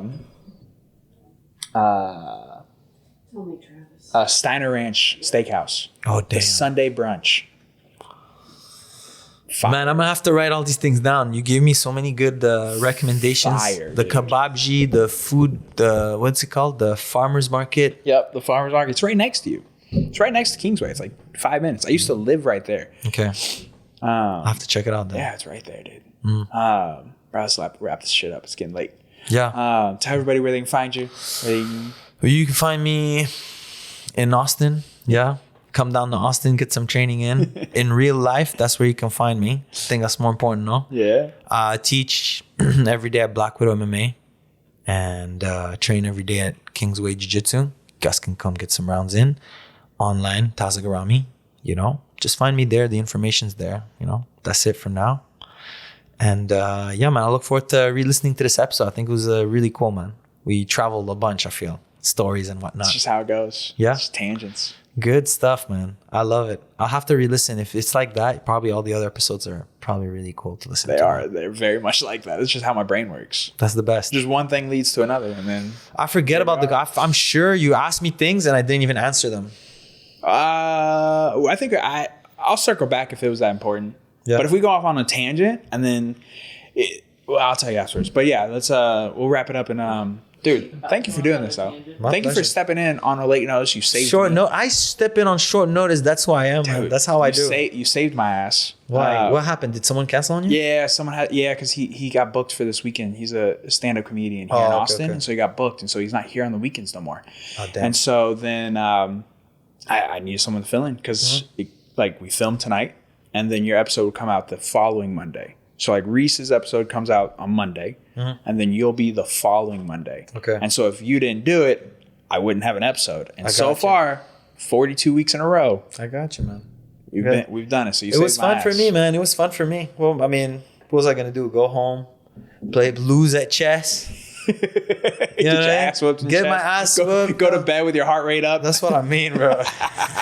Taza, I appreciate it, man. Thank you, it was man. a ton of fun, dude. I had a lot of fun as well, man. Thank you, I brother. can't wait to listen to it. Yeah, I appreciate it. All right, y'all. We'll see you next week. We out.